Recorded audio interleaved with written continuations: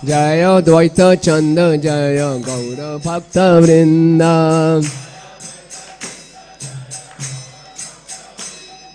जय द्वैत चंद जय गौर भक्त वृंद।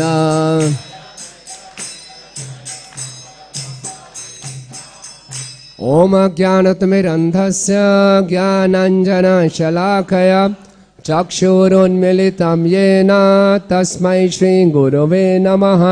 श्रीचैतन्यमनोभीष्टं स्थापितं येन भूतले स्वयं रूप कदा मह्यं ददाति स्वपदान्तिकं। वन्देऽहं श्रीगुरो श्रीयुतपदकमलं श्रीगुरून् वैष्णवांश्च श्रीरूपं साग्रजातं सहगण रघुनाथान्वितं तं सजीवं साद्वैतं सावधूतं परिजनसहितं कृष्ण चैतन्यदेवं श्रीराधा कृष्णपादान् सहगण ललिता श्रीविशाखान्वितांश्च। हे कृष्ण करुणा सिन्धु दीनबन्धु जगत्पते गोपेश गोपिकान्त राधा कांत नमस्तुते। तप्त कांचन गौरांगी राधे वृंदावनेश्वरी वृषभानुसुते देवी प्रणमामि हरिप्रिये। वाञ्छाकल्पतरुभ्यश्च कृपासिन्धु वैष्णवेभ्यो नमो नमः। जय श्री कृष्ण चैतन्य प्रभु नित्यानंद श्री अद्वैत गदाधर श्रीवासादि गौर भक्त वृंद। हरे कृष्णा कृष्णा कृष्णा हरे हरे हरे राम राम राम हरे हरे। नमो विष्णुपादाय कृष्ण पृष्ठाय भूतले श्रीमते भक्ति वेदांत स्वामी निति नामिने। नमस्ते सारस्वते देवे गौरवाणी प्रचारिणे निर्विशेष शून्यवादी पाश्चात्य देश तारिणे।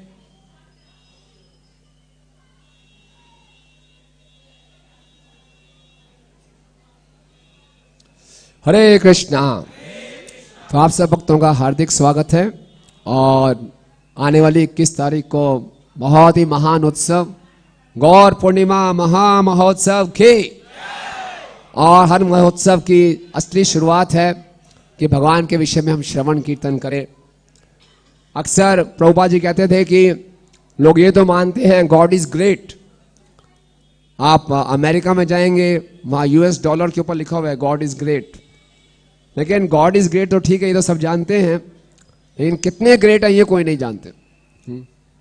चैतन्य महाप्रभु स्वयं भगवान हैं, चलो हम स्वीकार कर लेते हैं, लेकिन कैसे, क्या क्या उनकी महानता है, कैसे उनकी महिमा है। तो जितना हम श्रवण करेंगे उतना हमारा हृदय शुद्ध होगा और उतना हमें भगवान की कृपा प्राप्त होगी। तो आज से 3 दिन 17, 18, 19 हम 3 दिन गौरांग महाप्रभु की कथा का गुणगान करने का प्रयास करेंगे। सभी अपने गुरुवृंद से, आचार्यवृंद से, सभी वैष्णवों से कृपा की याचना करते हुए मैं अपने शुद्धिकरण के लिए, आप सबके दिव्य आनंद के लिए इस गौरांग कथा का मोचन कर सकूं। हरे कृष्णा। तो कथा शुरू करने से पहले आपको बता दूं कि मेरा गला थोड़ा खराब है, तो आवाज़ थोड़ी जोर से ना निकले तो ये मत समझना कि प्रभु जी आज उत्साहित नहीं लग रहे। उत्साह पूरा है।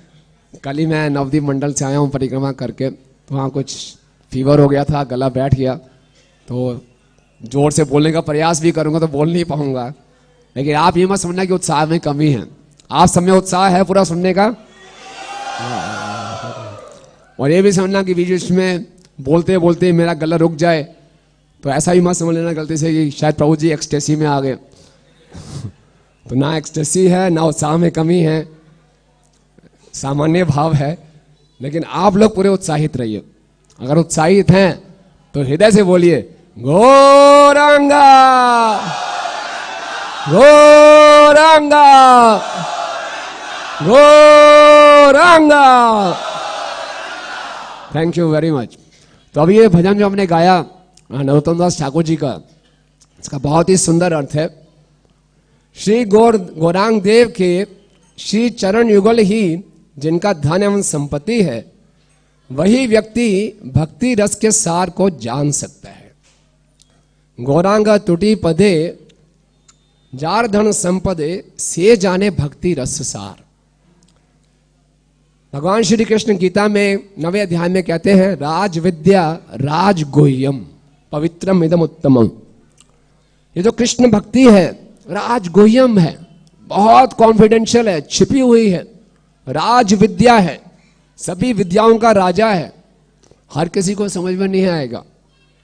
लेकिन जिसने गौरांग महाप्रभु के चरण युगल, जिसका धन और संपत्ति है, जिसने गौरांग महाप्रभु के चरणों की शरण ले ली, वही व्यक्ति भक्ति रस के सार को जान सकता है। जिसके कानों में गौरांग देव की मधुर लीलाएं प्रवेश करती हैं, उसका हृदय निर्मल हो जाता है। तो आज गौरांग महाप्रभु की हम लीलाएं सुनेंगे अगले 3 दिन में, तो हृदय क्या हो जाएगा? निर्मल हो जाएगा। जो गौरांग देव का नाम लेता है, जे गौरांगेर नाम लय, क्या होगा उसके साथ? अभी आपने क्या बोला था? क्या नाम लिया था आपने? जोर से बोलिए। अच्छा, आपने ये नाम ले लिया तो क्या होगा मालूम है? तार है प्रेम उदय, उसके हृदय में क्या हो जाएगा? भगवत प्रेम उदित हो जाता है। और जो लोग ऐसा नाम ले रहे हैं गौरांग महाप्रभु का, नरोत्तम दास ठाकुर कह रहे हैं, मैं ऐसे भक्त पर बलिहारी हो जाता हूं। बलिहारी जानते हैं आप कैसे करते हैं? है ना, यूं करते हैं ना सब। तो वो आपके चरणों को अपने सर पे लगा रहे हैं नरोत्तम दास ठाकुर, जिन्होंने क्या किया? जिन्होंने क्या बोला? हाँ, मैं आपके साथ नहीं बोल सकता। क्या बोला? गौरांगा। हाँ, जो गौरांग के गुणों में रमण करता हो, उसके अंदर ही श्री श्री राधा कृष्ण की नित्य लीलाएं स्फुरित होती रहती हैं, वही भक्ति का अधिकारी है। श्री गौर सुंदर के, गौर चंद्र के संगियों को नित्य सिद्ध मानने वाला व्यक्ति वजेंद्र सूत श्री कृष्ण के पास उनके परम धाम को जाता है। तथा गौर मंडल की भूमि को जो चिंतामणि के सदृश अप्रकृत मानता है, वह ब्रज भूमि में वास करता है। आप में से कितने लोग नवदीप मंडल गए हुए हैं? नवदीप और वृंदावन में कोई अंतर नहीं है। तो जो नवदीप धाम की महिमा को जानता है, वो ब्रज भूमि में वास करता है। जो गौर सुंदर के प्रेम रस की तरंगों में डूब जाता है, वह श्री राधा माधव का अंतरंग पार्षद बन जाता है। वह ग्रह में रहे या वन में। बहुत अच्छा बोल रहे हैं नरोत्तम दास ठाकुर जी। ग्रहे ठाको वने ठाको। चाहे आप संन्यास आश्रम में हैं, वैराग्य आश्रम में हैं, या गृहस्थ आश्रम में हैं, क्या करें? घर में रहें या वन में रहें, यदि वह गौर सुंदर के प्रेम रस सागर में डूबकर क्या बोले? कुछ लोग शर्मा रहे हैं, कुछ लोग बोलते हैं हमें हृदय में प्रेम नहीं चाहिए, नहीं चाहिए हमें भक्ति, क्यों जबरदस्ती कर रहे हो? ऐसा कोई है यहाँ पे? अगर कोई नहीं है ऐसा तो खुल के बोलिए। जो ये बोलेगा, कहकर पुकारता है, तो नरोत्तम दास ठाकुर उसके संग की कामना करते हैं। इतना सुंदर ये भजन लिखा नरोत्तम दास ठाकुर जी ने। तो चैतन्य महाप्रभु की कथाएं बहुत ही मधुर हैं। एक बारी परम पूजनीय जयप्रदा स्वामी महाराज हमारे मंदिर में आए। जयप्रदा स्वामी महाराज आप जानते हैं प्रभुपाद जी के अग्रणी शिष्यों में से हैं, और पिछले 10 वर्षों से उनका स्वास्थ्य ठीक नहीं है, और बहुत ही वो ब्रेन स्ट्रोक उनको हो गया था, आप में से कुछ लोग जानते ही हैं। तो हमारे मंदिर में आए, और ऐसी अवस्था में पूरे विश्व में वो भ्रमण कर रहे हैं और प्रचार कर रहे हैं। तो कमरे में मैं अकेले था, तो मैंने उनसे पूछ लिया कि महाराज, आपकी ऐसी अवस्था में भी आपके अंदर प्रचार का इतना उत्साह, हमारा टेम्परेचर 98.4 से 99 हो जाए हम गिर जाते हैं, और आपको शरीर में इतनी तकलीफें, फिर भी आपके अंदर वही उत्साह बना हुआ, क्या कारण है इसका? तो महाराज ने थोड़ी देर सोचा और फिर बोला कि जो गौरांग महाप्रभु की लीलाएं हैं वो इतनी मधुर हैं, उसमें इतना अमृत है कि मेरे पास और कोई विकल्प बचता ही नहीं है। समझे आप? तो हम जीवन के कैसी भी परिस्थिति में क्यों ना हो, अगर हमारा आकर्षण भगवान की लीलाओं के प्रति हो जाता है, गौरांग महाप्रभु की लीलाओं के प्रति, तो हमारा जीवन सफल है। यही जीवन की सार्थकता है। और जो ये उत्सव आते हैं, जन्माष्टमी, गौर पूर्णिमा उत्सव, इनका मुख्य उद्देश्य यही है, भगवान के अवतार का मुख्य उद्देश्य यही है कि भगवान अपने अवतरण से अपनी कथाओं का श्रवण कीर्तन स्थापित करके जाते हैं, जिससे आने वाले कई युगों तक जो भक्त लोग हैं उसका श्रवण कीर्तन करके अपने जीवन का उद्धार कर सकते हैं। तो इसीलिए वृंदावनदास ठाकुर जी कहते हैं, सुनी लिए चैतन्य कथा भक्ति फल धरे, जन्मे जन्मे चैतन्य संग अवतरे। जिसने चैतन्य महाप्रभु की कथा को सुन लिया उसको भक्ति का फल प्राप्त होता है और जन्म जन्म वो चैतन्य महाप्रभु का संग प्राप्त करता है। वेद गोप्य ऐ सकल महाचित्र कथा, इहार श्रवणे कृष्ण मिलये सर्वथा। चैतन्य महाप्रभु के अवतार को वेद गोप्य कहा गया है। इतनी आसानी से पता नहीं चलता, महाप्रभु क्षण अवतार थे, लेकिन इनके कोई महाचित्र की कथा को सुनता है तो निश्चित रूप से उसको कृष्ण प्राप्त होते हैं। तो पिछले साल हमने कथा शुरू की थी। चैतन्य महाप्रभु के विषय में मुख्यतः 3 ग्रंथ हैं। चैतन्य चरितामृत, जिसको कृष्णदास कविराज गोस्वामी जी ने लिखा, चैतन्य मंगल, जिसको लोचनदास ठाकुर जी ने लिखा, और चैतन्य भागवत, जिसको वृंदावन दास ठाकुर जी ने लिखा। तो हम जो चर्चा कर रहे हैं वो वृंदावन दास ठाकुर जी की चैतन्य भागवत से कर रहे हैं। वृंदावन दास ठाकुर जी नित्यानंद प्रभु के शिष्य हैं और उन्होंने चैतन्य महाप्रभु की बाल लीलाओं का ज्यादा विस्तार से वर्णन किया है और बहुत ही सरल भाषा में, बहुत ही मधुर भाषा में, गांव गांव में बंगाल में चैतन्य भागवत पढ़ी जाती है। चैतन्य चरितामृत चैतन्य महाप्रभु की अंत्य लीलाओं के विषय में है, उसमें सिद्धांत भी है और लीलाएं भी हैं, लेकिन चैतन्य भागवत मुख्यतः लीलाओं से भरा हुआ है। तो पिछले साल हमने 2-3 दिनों में जो चर्चा की थी, कैसे निमाई पंडित का अवतरण होता है, कैसे निमाई पंडित अवतरित होकर संकीर्तन आंदोलन की शुरुआत करते हैं, कैसे निमाई पंडित बाल लीलाएं करते हैं, बहुत ही हास्यप्रद लीलाएं हैं, उद्दंड शिरोमणि बहुत शरारती होते हैं, और कैसे निमाई पंडित बड़े पूरे नवद्वीप में एक पंडित के रूप से जाने जाते हैं। अभी इस लीला को आगे बढ़ाते हैं। इस लीला को बोलते हैं विद्या विलास लीला। भगवान विद्या रस का आस्वादन कर रहे हैं और भगवान दिखा रहे हैं बहुत ही घमंडी, उद्धतेर शिरोमणि, बहुत ही सुंदर, बहुत ही ज्ञानी और बहुत ही घमंडी। इस संसार में आपको कोई ऐसा व्यक्ति मिल जाए, बहुत ही सुंदर हो, बहुत ही बड़ा ज्ञानी हो और बहुत ही घमंडी हो, कौन व्यक्ति ऐसे व्यक्ति के पास जाना चाहेगा? कोई भी व्यक्ति उसके नजदीक आए उसको काट देंगे। वो कोई जाना चाहेगा इनके पास? कोई भी नहीं जाना चाहेगा। नहीं, क्योंकि वो परम पुरुषोत्तम भगवान है। हम देखेंगे इस लीला में, हालांकि वो ऐसा आचरण कर रहे हैं लेकिन सबको बहुत प्रिय है। ये भगवान की खूबी है। तो आने वाले 3 दिनों में हम कोशिश करेंगे कि कैसे भगवान इस विद्या विलास लीला से अपनी भक्ति की लीला में प्रवेश करते हैं, और भगवान ये दिखाएंगे कि इस जड़ विद्या में कुछ नहीं रखा, अंततः जो है वो भक्ति ही सब कुछ है।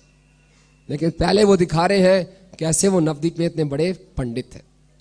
तो आइए इसी में चर्चा करें। ये आदि खंड के 12वें अध्याय की वर्णन है। हमारे साथ साथ बोलिए, सब इकट्ठे बोलिए। व्याकरण शास्त्र सबे विद्या आदान, भट्टाचार्य प्रत्ययो नाहिक तृण ज्ञान। हालांकि जो निमाई पंडित थे ये व्याकरण शास्त्र पढ़ते और पढ़ाते थे। व्याकरण शास्त्र जो है वैदिक शास्त्रों की पढ़ाई में शुरुआत मानी जाती है, ग्रामर स्टार्टिंग है। उसके बाद कई बड़ी बड़ी बातें आते हैं, न्याय है, अलंकार है इत्यादि। हालांकि वो व्याकरण पढ़ाते थे, लेकिन जो बड़े बड़े पंडित होते थे, भट्टाचार्य, मिश्र इत्यादि, उनको वो घास के तिनके के समान समझते थे, उनके आगे कुछ में नहीं थे। कोई भी बड़े बड़े पंडित उनके आगे टिक नहीं पाते थे। स्वभानुनंदे करे नागर ब्राह्मण सहंति परम भाग्यवंत शिष्य। और पूरे नवद्वीप में निमाई पंडित एक शेर की तरह चलते थे। पूरे सुंदर घुंघराले बाल, लंबा 7 फीट का उनका शरीर और चंद्र के समान चेहरा, ऊर्ध्व पुंडरक तिलक लगाया हुआ और पीतांबर वस्त्र डाले हुए, हाथों में बड़े बड़े शास्त्र और पीछे 50-60 उनके विद्यार्थी। ये उनका ऐश्वर्य होता था और हाथ आगे पीछे घुमाते हुए चलते थे पूरे नवद्वीप में। तो बड़े भाग्यवान ऐसे शिष्य थे। सिंधु सुता सेविता प्रभु रखलेवर त्रिभुवन अद्वितीय मदन सुंदर। सिंधु सुता, सिंधु सुता कौन है? सिंधु समुद्र की बेटी लक्ष्मी, लक्ष्मी के द्वारा सेवित प्रभु रखलेवर। उनका जो क्लेवर है, शरीर है, कोई साधारण नहीं है, लक्ष्मी जी के द्वारा सेवित है। त्रिभुवन अद्वितीय मदन सुंदर, त्रिभुवन में अद्वितीय ऐसा कोई रूप नहीं है। मदन सुंदर, मदन होता है काम, एकदम सुंदर है। तो इतना सुंदर उनका रूप, लेकिन कोई भी उनके सामने आता था उसको पकड़ लेते थे। एक बारी मुकुंद उनके पार्षद थे, उनके सामने से आ रहे थे। ओ मुकुंद, यहां पर आओ, तुम मुझसे दूर क्यों भागते हो? उनका हाथ पकड़ लिया। आज तुम्हें जाने नहीं दूंगा, आज मेरे प्रश्नों का उत्तर देकर ही जाओ। मुकुंद ने सोचा बहुत तड़ी दिखाते हैं ये हैं, बहुत घमंड दिखाते हैं, आज मैं भी दिखा दूंगा मेरे को कितना ज्ञान है।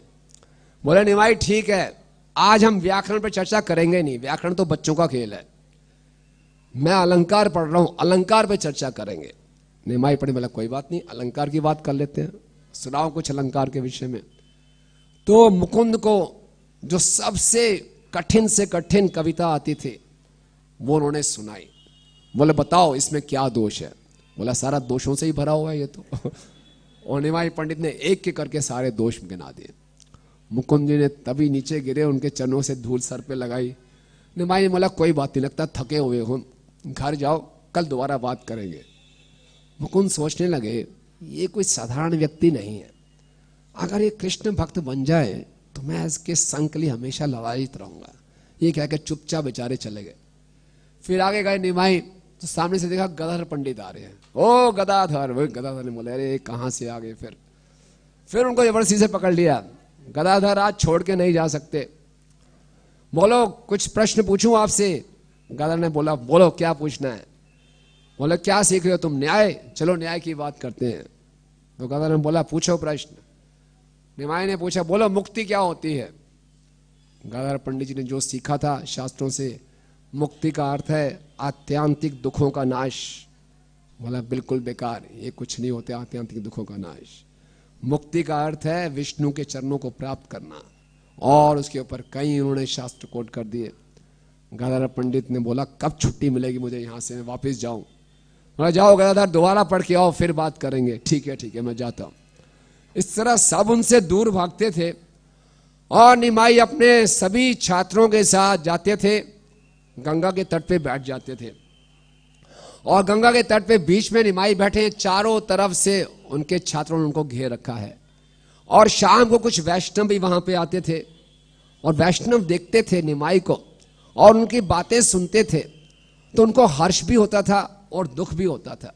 और वे आपस में बात करते थे कि हाँ बोले है ना रूपा है ना विद्या जा, ना बाजी ले कृष्ण ने के रूप का। बोले क्या है ये, है ना, इतना सुंदर रूप, इतनी अच्छी विद्या, लेकिन कोई कृष्ण को नहीं भज रहा तो क्या है, किसका उपकार करेगा? ना अपना लाभ कर पा रहा है, ना किसी का लाभ कर पा रहा है। भाई वैष्णव के अंदर ये कंपैशन, ये करुणा की भावना होती है। इस संसार में हम कितना भी अच्छा रूप धारण क्यों ना कर लें, इस संसार की बड़ी से बड़ी विद्या भी क्यों ना ग्रहण कर ले, अगर हम कृष्ण के भजन में नहीं लगे हैं तो सब व्यर्थ है। वो ऐसे है, शास्त्र में बताया गया है, जैसे मृत शरीर को सजाया जा रहा है। कोई लाभ ही नहीं है इसका। तो वैष्णव को लगता था इतना सुंदर बालक, इतना ज्ञानी बालक, लेकिन कृष्ण से विमुख है, कैसे होगा। तो हमारी जो भी सुंदरता है, जो भी ज्ञान है, वो वास्तविकता में कृष्ण भक्ति ही है। एक बार श्रील प्रभुपाद जी दीक्षा दे रहे थे, तो दीक्षा देते देते उनके सामने एक बहुत सुंदर युवती आई और उनको जब उन्होंने माला पकड़ाई, बोले वो वेरी ब्यूटीफुल है ना, your name is Rukmini Devi Dasi. और फिर प्रभुपाद जी ने उनको इंस्ट्रक्शन दी, try to become beautiful from inside also, है ना। तो माता जी आई भी थी हमारे मंदिर में, है ना, रुक्मणी माता जी, और उन्होंने खुद ये बात सुनाई थी, एनेक्डोट बताया था कि प्रभुपाद जी ने मुझे इंस्ट्रक्शन दी कि मुझे आंतरिक रूप से सुंदर बनना है, और यही हम सबके जीवन का उद्देश्य होना चाहिए। और ये international society for Krishna consciousness का मुख्य अर्थ यही है कि हमें आंतरिक रूप से सुंदर बनाया जाए। ये एक ट्रिमिंग सेंटर है। हम लोग ब्यूटी सैलून्स में जाते हैं अपने आप को सुंदर बनाने के लिए, लेकिन वास्तव में ये ब्यूटी सैलून है जो हमें आंतरिक रूप से सुंदर बनाता है, हमारे हृदय को सुंदर बनाता है। सुंदर बनाने का अर्थ है क्या, मतलब हुआ आंतरिक रूप से सुंदर होने का?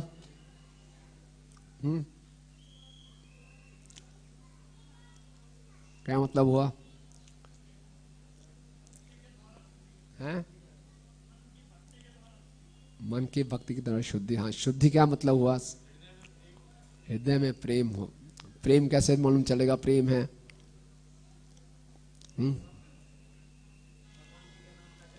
भगवान के नाम का जप करेंगे। हाँ,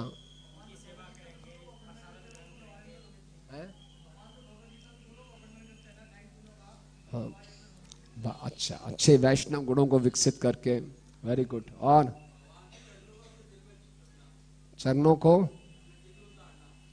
दिल में उतारना है। कैसे दिल में कैसे उतरते हैं चरण? भक्ति मतलब क्या?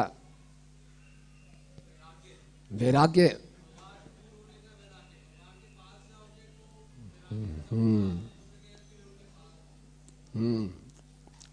देखिए बड़ी सरल सी बात है, लेकिन कितने हमारे वो हैं। सबसे अच्छी बात है हृदय की सुंदरता है, हृदय भरा होना चाहिए सेवा की भावना से, है ना। प्रेम मतलब क्या है? सेवा की भावना। प्रभुपाद ने सीधा बताया सेवा की भावना से भरा हुआ हृदय, तो तभी हृदय सुंदर होगा। हम जानते हैं रामायण में कितने कांड हैं? 7 कांड। बाल कांड, अयोध्या कांड, अरण्य कांड और किष्किंधा कांड, सुंदर कांड, युद्ध कांड। तो सुंदर कांड में हीरो कौन है और इसका सुंदर कांड नाम क्यों रखा गया?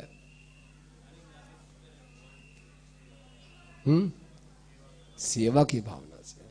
कि जो हनुमान जी के हृदय में सेवा की भावना थी, वैसी सेवा की भावना हमारे में होनी चाहिए।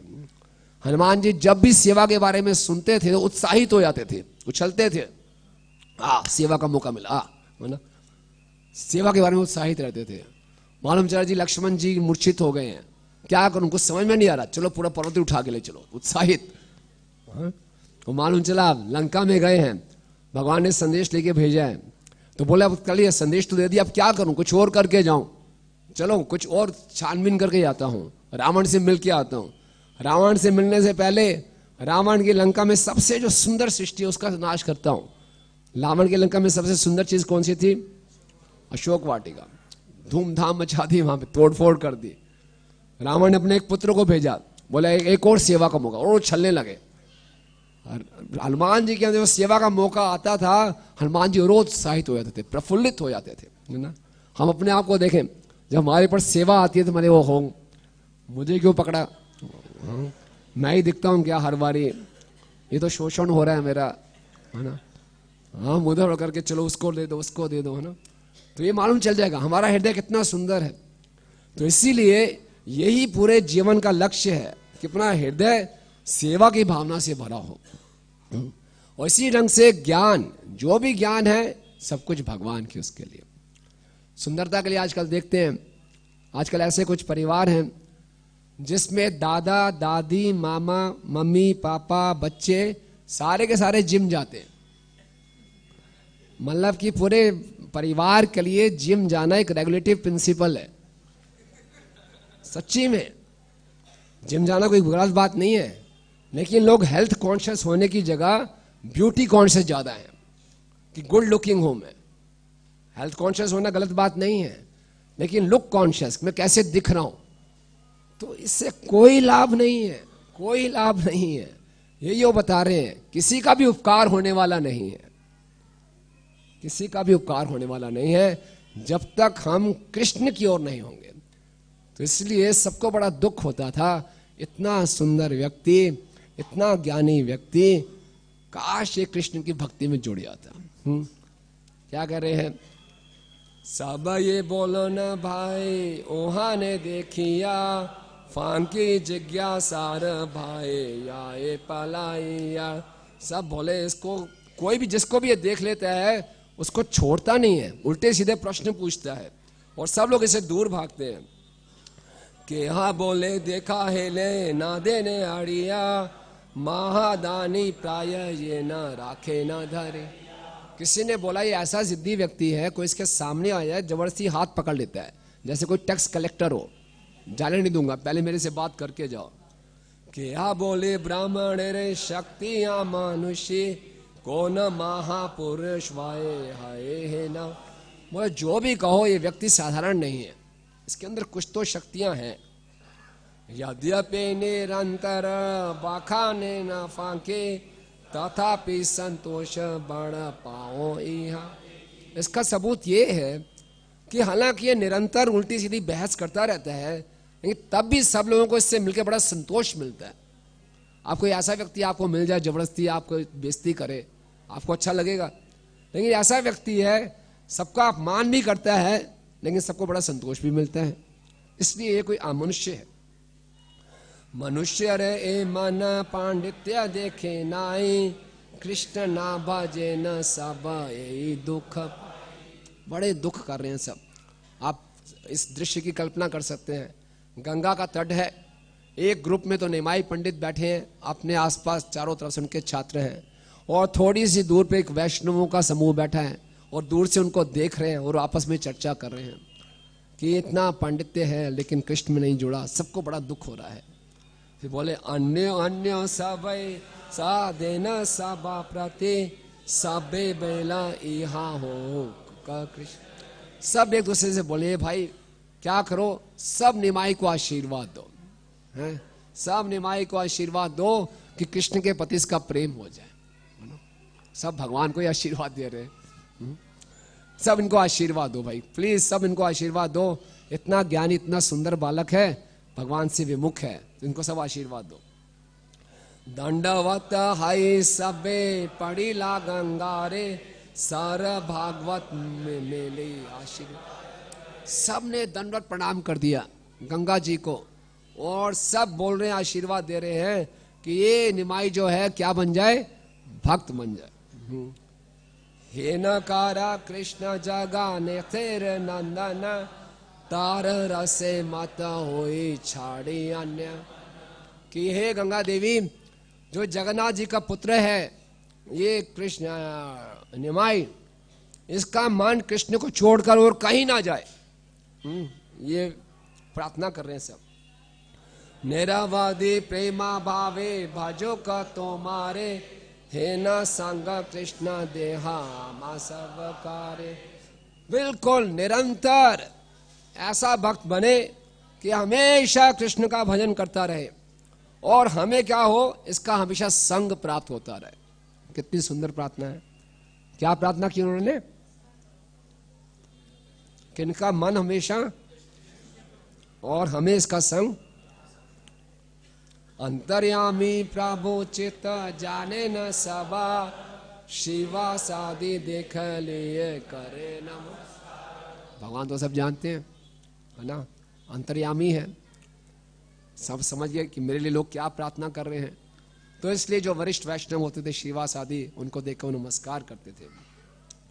भक्त आशीर्वाद प्रभु शिरे करे लाया, भक्त आशीर्वाद से कृष्णा भक्त। बहुत सुंदर प्रयार है। भक्त लोग आशीर्वाद दे रहे हैं निमाई पंडित को, और भगवान भी क्या कर रहे हैं, भक्तों के आशीर्वाद को अपने सर पे ले रहे हैं। ये भगवान भी अपनी विनम्रता दिखा रहे हैं।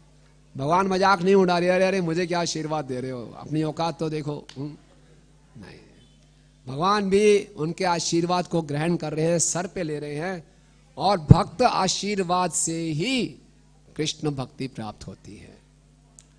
ये बात समझ में आ जाए तो जीवन सफल हो जाएगा। अभी हम मायापुर में थे तो हमारे बहुत पुराने मित्र मुझे मिले, 20 साल से हम जानते हैं दूसरे को। तो ऐसे बातचीत होने लगी तो कहने लगे, प्रभु 20 साल हो गए मुझे, अब मैं जब मायापुर में आया हूँ, यहाँ सेटल हुआ हूँ, जब करने जब सुबह बैठता हूँ तो पंच तत्व की कृपा से अब मुझे ये साक्षात्कार हो गया है। जब मैं अपने आप को देखता हूँ तो मुझे पूरा विश्वास हो गया है कि बिना भक्तों की कृपा के मैं जप नहीं कर सकता। मतलब पूरा विश्वास है प्रभु। अब इसलिए मैं क्या करता हूँ, जो भक्त मिलता है उससे मैं अच्छे से अच्छा व्यवहार करने का प्रयास करता हूँ। बोले क्या हुआ? बोले पिछले कुछ दिनों में ही मैंने एक भक्त को खो दिया। 52 साल के वो थे, मेरे साथ के ही थे। तो मैं सोचा ये तो अपने साथ के ही हैं, कभी भी घर में बुला लूंगा इनको प्रसाद के लिए, तो अपने साथ के ही हैं। साधारण आचार विचार, ये तो अपने साथ का ही व्यक्ति, क्या है इसमें, कोई खास नहीं है। कोई बाहर से आता है उसको हम थोड़ा अच्छा ट्रीटमेंट देते हैं, कोई थोड़ा वरिष्ठ होता है उसको थोड़ा और स्पेशल ट्रीटमेंट देते हैं। ये अपने साथ का रोज उठता है बैठता है, क्या है, ठीक है। इसको अचानक हार्ट फेल हो गया, शरीर छोड़ दिया। अब मैं सोच रहा हूं कहाँ मिलेगा वो मुझे। गया, मैंने तो कुछ किया ही नहीं उसके लिए। कहते बस बहुत दुख हो रहा है। और तब से मैंने ठान लिया किसी को साधारण नहीं मानना, है ना। एक एक भक्त का आशीर्वाद हमारे लिए बहुत कीमती है। और ये भक्ति का गूढ़ रहस्य है। यही भक्ति में, ज्ञान में और योग में अंतर है। ज्ञानी और योगी आशीर्वाद पर निर्भर नहीं करते, वो अपने तपस्या पे, अपने बल पर निर्भर करते हैं। लेकिन जो भक्त है, चाहे वो जिसके पास जितना ही ज्ञान क्यों ना हो, कितने ही उसके पास तपस्या क्यों ना हो, लेकिन हमेशा आशीर्वाद पर ही निर्भर करता है। भक्ति केवल कृपा पर ही निर्भर करती है। हमारी भक्ति का जो ईंधन है, जो फ्यूल है, जो पेट्रोल है, वो भक्तों का आशीर्वाद ही है ना। आप एक बड़ी सुंदर से गाड़ी ले आए, है ना। कौन सी बढ़िया गाड़ी चल रही है आजकल सबसे महंगी? BMW है, ऑडी है, और भी जो बेस्ट होता बेस्ट मॉडल आप ले आए, एक गाड़ी के अंदर पेट्रोल ही नहीं है तो क्या फायदा। इस ढंग से बड़ा सुंदर आपने ज्ञान, सारे शास्त्र याद कर लिए, बहुत बड़ी तपस्या करते हैं, सुबह उठ के जल्दी जल्दी माला कर लेते हैं, बहुत सब कुछ तप करते हैं, निर्जल एकादशी रख लेते हैं, सब कुछ कर लेते हैं, लेकिन भक्तों के आशीर्वाद की कीमत को नहीं समझ रहे तो गाड़ी वैसे ही है, सुंदर गाड़ी चलेगी नहीं, भक्ति की गाड़ी चलेगी नहीं। इसलिए ये भगवान कह रहे हैं, भक्तों के आशीर्वाद को भगवान अपने सर पे लगा रहे हैं। और श्रील भक्तिसिद्धांत स्वामी ठाकुर महाराज इसके तात्पर्य में लिख रहे हैं कि भक्तों के आशीर्वाद में इतनी शक्ति है कि जो जीव कृष्ण भक्ति से बिल्कुल विमुख है, जो कृष्ण भक्ति को अवॉइड कर रहा है कई जन्मों से, वो भी कृष्ण भक्ति के प्रति उन्मुख हो जाता है। तो इसलिए कोई भक्त हमारे लिए प्रार्थना कर दे, बस हमारा जीवन सफल है ना। श्रील प्रभुपाद जी एक ऐसे आचार्य हैं जिन्होंने कहा आप केवल 16 माला का जप करो, 4 नियम पालन करो, मैं आपको भगवत धाम वापिस ले जाऊंगा। ये कोई साधारण बात नहीं है। इससे पूर्व हमारी परंपरा में किसी आचार्य ने इतनी बड़ी छूट नहीं दी। भक्ति सिद्धांत स्वामी ठाकुर महाराज तो ये कहते थे, जो 64 माला नहीं कर रहा, चाहे वो गृहस्थ है या ब्रह्मचारी, वो पतित है। प्रभुपाद जी बोला 16 माला करो, मैं ले जाऊंगा। कैसे संभव है? ये प्रभुपाद जी का विशेष आशीर्वाद है। इसका हम सही ढंग से पालन करेंगे, प्रभुपाद अपने गुरु महाराज को रिकमेंड करेंगे और भक्ति सिद्धांत स्वामी ठाकुर महाराज आगे गुरु परंपरा में रिकमेंड करेंगे। तो एक गुरु परंपरा हमारे लिए प्रार्थना करती है, तब जाके हमारा केस ऊपर सुनवाई होती है। इसलिए हमें पूरा विश्वास होना चाहिए, हमारी भक्ति में जो कुछ भी चल रहा है अदृश्य रूप से, वो सब आशीर्वाद से ही चल रहा है। प्रकृति क्रियमाणानि गुणे कर्माणि सर्वशा अहंकार विमूढ़ात्मा करता हमिति मन्यते। लेकिन फॉल्स ईगो के कारण, मिथ्या अहंकार के कारण हम सोच सकते हैं मैं कर रहा हूं सब कुछ, लेकिन चल रहा है वास्तव में सब कुछ भक्तों के आशीर्वाद से। इसलिए इस बात को हम समझ लें और यही बात समझ में आ जाए यही राज विद्या राज गुह्यम है कि हमारी भक्ति केवल भक्तों के आशीर्वाद से चलती है और भक्तों को कभी इंच टेप से नापना नहीं चाहिए। 5 साल पुराना, 2 साल पुराना, 6 महीने पुराना, ये पता नहीं। आत्मा सनातन है, कौन कब से भक्ति करते हुए आ रहा है। हर भक्त से, चाहे जूनियर सीनियर इक्वल, सबसे हम कृपा ले सकते हैं, सबसे हम प्रेरणा ले सकते हैं, इंस्पिरेशन ले सकते हैं। और महाप्रभु तो स्वयं भगवान हैं और भक्त लोग उनको आशीर्वाद दे रहे हैं। उनके भी आशीर्वाद को भगवान ने अपने सर पे लिया। जैसे हम देखते हैं कई कथाएं हैं। रामानुजाचार्य जी ने जब देखा एक व्यक्ति को कैसे एक वैश्या से आसक्त है, तो उस व्यक्ति से पूछा धनुर्दास से कि क्यों रंगनाथ जी का प्रोसेशन चल रहा है श्रीरंगम में और सबके बीच में आपको शर्म नहीं आती, निर्लज होते आप, एक स्त्री के मुख की ओर इतनी देखी आ रहे हो। तो बोले क्या करूं, स्त्री की आंखें इतनी सुंदर है। तो बोला बड़ा प्रैक्टिकल बात किया है, जो सुंदर चीजें मैं देखूंगा ही। तो रामानुजाचार्य जी ने कहा ठीक है, मैं आपको इससे सुंदर वस्तु दिखाऊंगा। हाँ दिखा दो, मैं उससे आकर्षित हो जाऊंगा। बोले शाम को आना रंगनाथ जी के मंदिर में। और उनको मंदिर में बुलाने से पहले रामानुजाचार्य जी ने रंगनाथ जी के पास जाके प्रार्थना की, एक बद्ध जीव आपकी शरण में आएगा, इसको अपने प्रति आकर्षित कर लीजिए। और जब वो व्यक्ति आया और रामानुजाचार्य जी ने गुरु के माध्यम से, गुरु के आशीर्वाद से हमें भगवान के दर्शन होते हैं, बोले देखो उनको। और जब उस व्यक्ति ने देखा और भगवान की आंखों को देखा, अचंभित हो गया, अरे इतनी सुंदरता, तो उस वैश्या की सुंदरता को पूरा भूल गया। इसलिए हम अपने प्रयास हम जो भी करते हैं भक्ति में, वो भगवान की कृपा को आकर्षित करने के लिए। हमारा जीवन सफल हो जाएगा अगर हम प्रभुपाद जी के हृदय को प्रसन्न कर दें। बस यही जीवन का लक्ष्य होना चाहिए। क्या प्रभुपाद जी के आदेश हैं हमारे लिए, वो हमारा जीवन बनना चाहिए। उनके हृदय को हम कैसे प्रसन्न कर सकते हैं। वो हृदय प्रसन्न हो गया, उन्होंने फाइल क्लियर कर दी, तो निश्चित है भगवत धाम जाना। उनके हृदय को प्रसन्न नहीं किया, बोले हम हीरो हैं, हम कुछ ना कुछ उछल कूद करके पहुंच जाएंगे, असंभव है। तो ये महाप्रभु बहुत सुंदर हमें शिक्षा दे रहे हैं। यही मत ठाकुर सबार चित हरे, है ना नहीं ये जाना अपेक्षा नहीं। इस प्रकार से निमाई पंडित ने सबके हृदय को हर लिया। नवद्वीप में ऐसा कोई एक व्यक्ति नहीं था जो निमाई से आकर्षित ना हुआ हो। देवा से के यारे प्रभु करे न संभाष, बंदी प्राय है ये ना परे प्रेम फा। जिससे एक बारी भी निमाई मिल जाते थे, वो निमाई से प्रेम बंधन में फंस जाता था। ऐसा आकर्षण था उनमें। एक बार भी मिल जाते थे, एक बार भी बात हो गई, निमाई के चक्कर में वो फंस गए।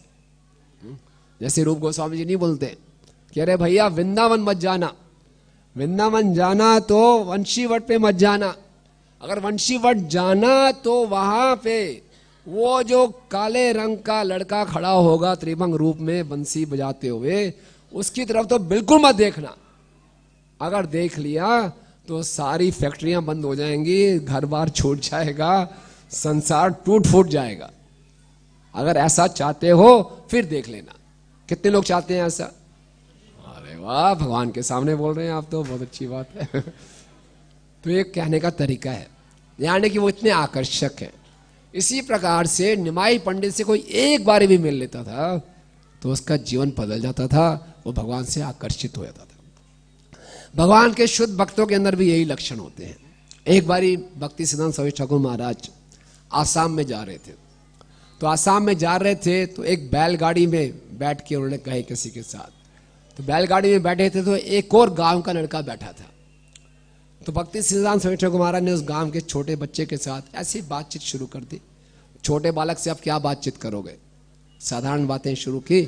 उसके बाद जब उनकी गंतव्य स्थान आया, भक्ति सिद्धांत स्वामी ठाकुर महाराज अलग चले गए, वो लड़का अलग चला गया। लेकिन इस छोटी सी मुलाकात से उस बालक पर इतना असर पड़ा कि उस बालक ने घर जाके ऐलान किया कि मैं अपना जीवन भगवान को समर्पित कर रहा हूं। भक्ति सिद्धांत स्वामी ठाकुर महाराज ने कोई फिलॉसफी नहीं दी थी, जीवेर स्वरूप है कृष्ण नित्य दास, कुछ नहीं, साधारण बातचीत। वो उनके चरित्र से, उनके व्यक्तित्व से इतने प्रभावित हो गए कि उन्होंने अपना जीवन मठ में आके समर्पित कर दिया। जय श्री श्री राधा राधिका रमन कृष्ण बलराम जमुना बलदेव सुभद्रा कुमार की जय। और बाद में जाके उन्होंने सन्यास भी ग्रहण किया और बने परम पूजनीय आश्रम स्वामी महाराज भक्ति सेवा मठ के। तो एक बारी मिलने से ऐसा प्रभाव होता है। शिला प्रभुपाद जी भी एक बारी अपने शिष्यों के साथ कहीं फ्लाइट में जा रहे थे और प्रभुपाद जी के शिष्य ने प्रभुपाद को कुछ खाने के लिए मूढ़ी दिया, है ना। तो प्रभुपाद मूढ़ी खा रहे थे, तभी वहां पे एक एयर होस्टेस आई और पता नहीं क्या उसने दिखाया, प्रभुपाद के मूढ़ी से ही अपना उठा के उसे मूढ़ी खा ली। शिष्यों को बड़ा गुस्सा है, क्या है, बदतमीजी की हद है, गुरु खा रहे हो इसीलिए वापस उठा के खा गई। पड़ा बोला ठीक है रहने दो, चलो कोई बात नहीं। कई सालों के बाद कहीं ब्राजील में भक्त लोग प्रचार कर रहे थे, दूर गांव में प्रचार करते करते पुस्तक वितरण कर रहे थे। दरवाजा खटखटाया तो एक महिला बाहर निकली, बोले पुस्तक लो, बोले आप अंदर आइए। अंदर गए, देखा गौ निताई के विग्रह। अरे बाप रे, गौ निताई के विग्रह यहाँ कैसे, दंडवत प्रणाम। फिर उसने बोला क्या, बोले मैं कैसे जुड़ी थी, बोले मैं पहले एयर होस्टेस थी, ऐसे ही फ्लाइट में आपके स्वामी जी मिले थे, मैंने महाप्रसाद एक बार खाया था और उसके बाद ये हो गया। शिला प्रभुपाद की। इसलिए शिला प्रभुपाद जी चैतन्य चरितामृत की अंत्य लीला में बताते हैं कि इस्कॉन के भक्तों को भी ऐसा ही होना चाहिए। कोई एक बारी भी उनके संपर्क में आ जाए तो उसके जीवन में कुछ ना कुछ तो परिवर्तन आना ही चाहिए। तो हम सब के अंदर इतनी शुद्धता तो होनी ही चाहिए कि हम कहीं भी जाएं। आप लोग बाहर व्यवसाय करते हैं, स्कूल कॉलेजेस में जाते हैं, मार्केट्स में जाते हैं, आपके अंदर इतनी आप 16 माला जप करते हैं, 4 नियम पालन करते हैं, सत्संग करते हैं, आपके अंदर इतना तो डिफरेंस होना ही चाहिए कि कोई आपके संपर्क में आए तो लगे उसके हृदय में कोई तो परिवर्तन आए। ये हमारा टेस्ट है। और इसी तरफ तभी तो प्रचार बढ़ेगा, तभी तो प्रचार फैलेगा। तो इसलिए प्रभुपाद की ये इच्छा थी कि हम सबको अंदर इतनी शुद्धता अपने अंदर लानी चाहिए। कोई कह सकता है प्रभु जी अब इतनी शुद्धता तो नहीं है, प्रयास करें। और ऐसी शुद्धता नहीं है तो कम से कम प्रभुपाद जी को अपने साथ लेकर चले। प्रभुपाद जी को अपने साथ कैसे लेकर चल सकते हैं? उनके बुक्स के रूप में जहां भी जाएं कुछ ना कुछ पुस्तक हमारे पास होनी चाहिए, पुस्तक दे। और हम क्या करें, साथ ही से जहां भी जाएं हमारे पास कुछ प्रसाद हो, कुछ ना कुछ प्रसाद दे। क्योंकि जिसके भी हम संपर्क में आए कुछ ना कुछ उसको कृष्ण भक्ति हम देने का प्रयास करें। प्रभात एक बार एयरपोर्ट में खड़े थे तो फ्लाइट डिले हो गया। अपने शिष्य से पूछा कोई प्रसाद है, बोले नहीं। क्या करें फिर? प्रभुपाद का भाव देखिए, कुछ तो करना है। प्रभुपाद ने अपने गले की माला निकाली और माला के तोड़ के जितने भी लोग रास्ते में मिलते उनको एक एक फूल बांटना शुरू कर दिया।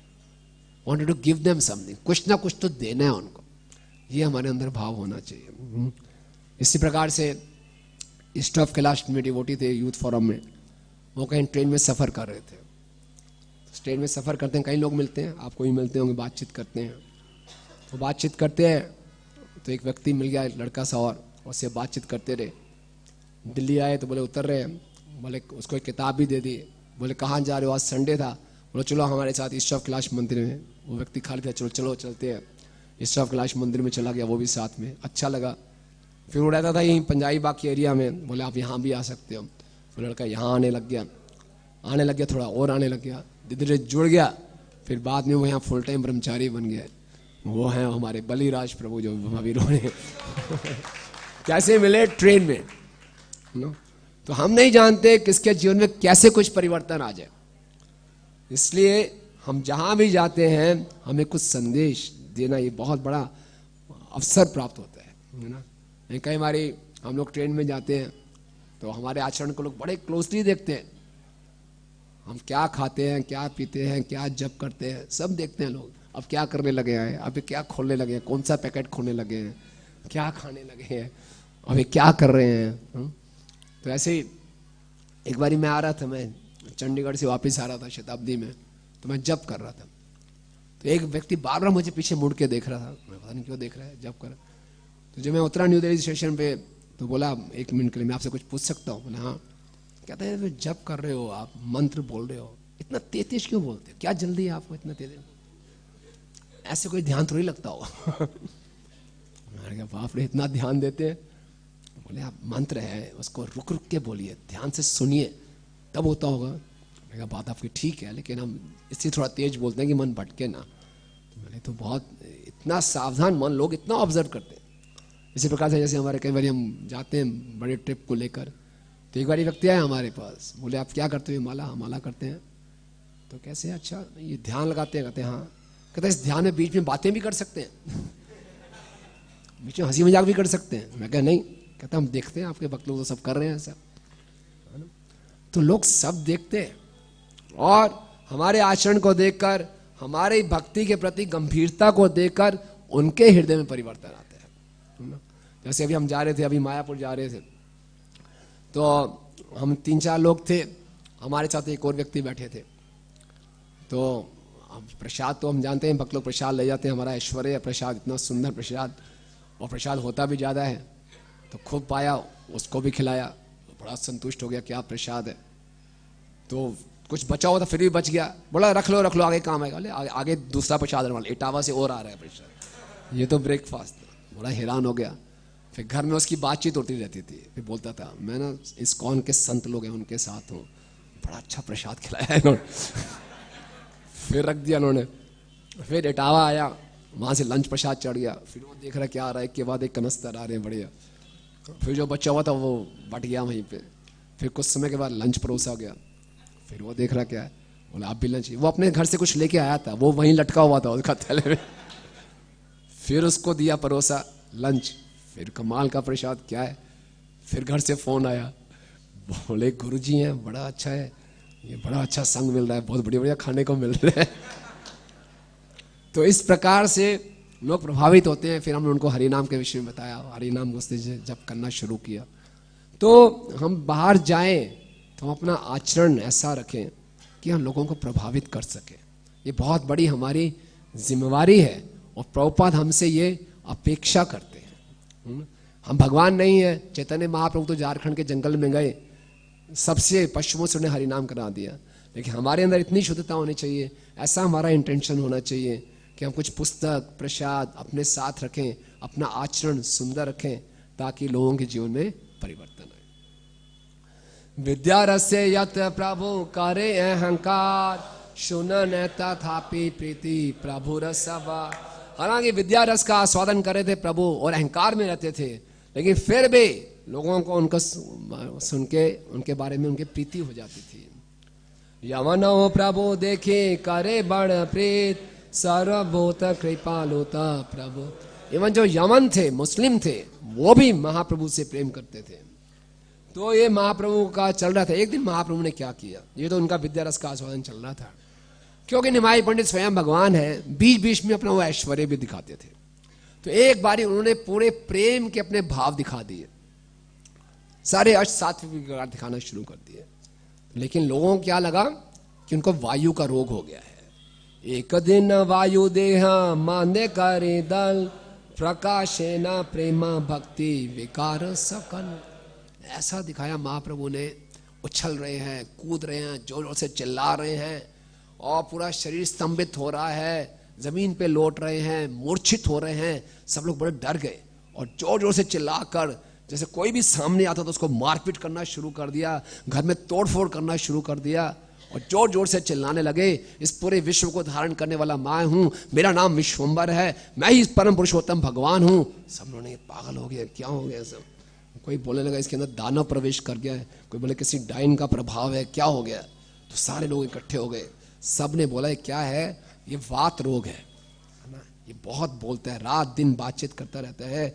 जो लोग ज्यादा बातचीत करते हैं उनका वात इम्बैलेंस हो जाता है, और फिर ये उछल कूद ये सब शुरू, ये सब वायु रोग है ना।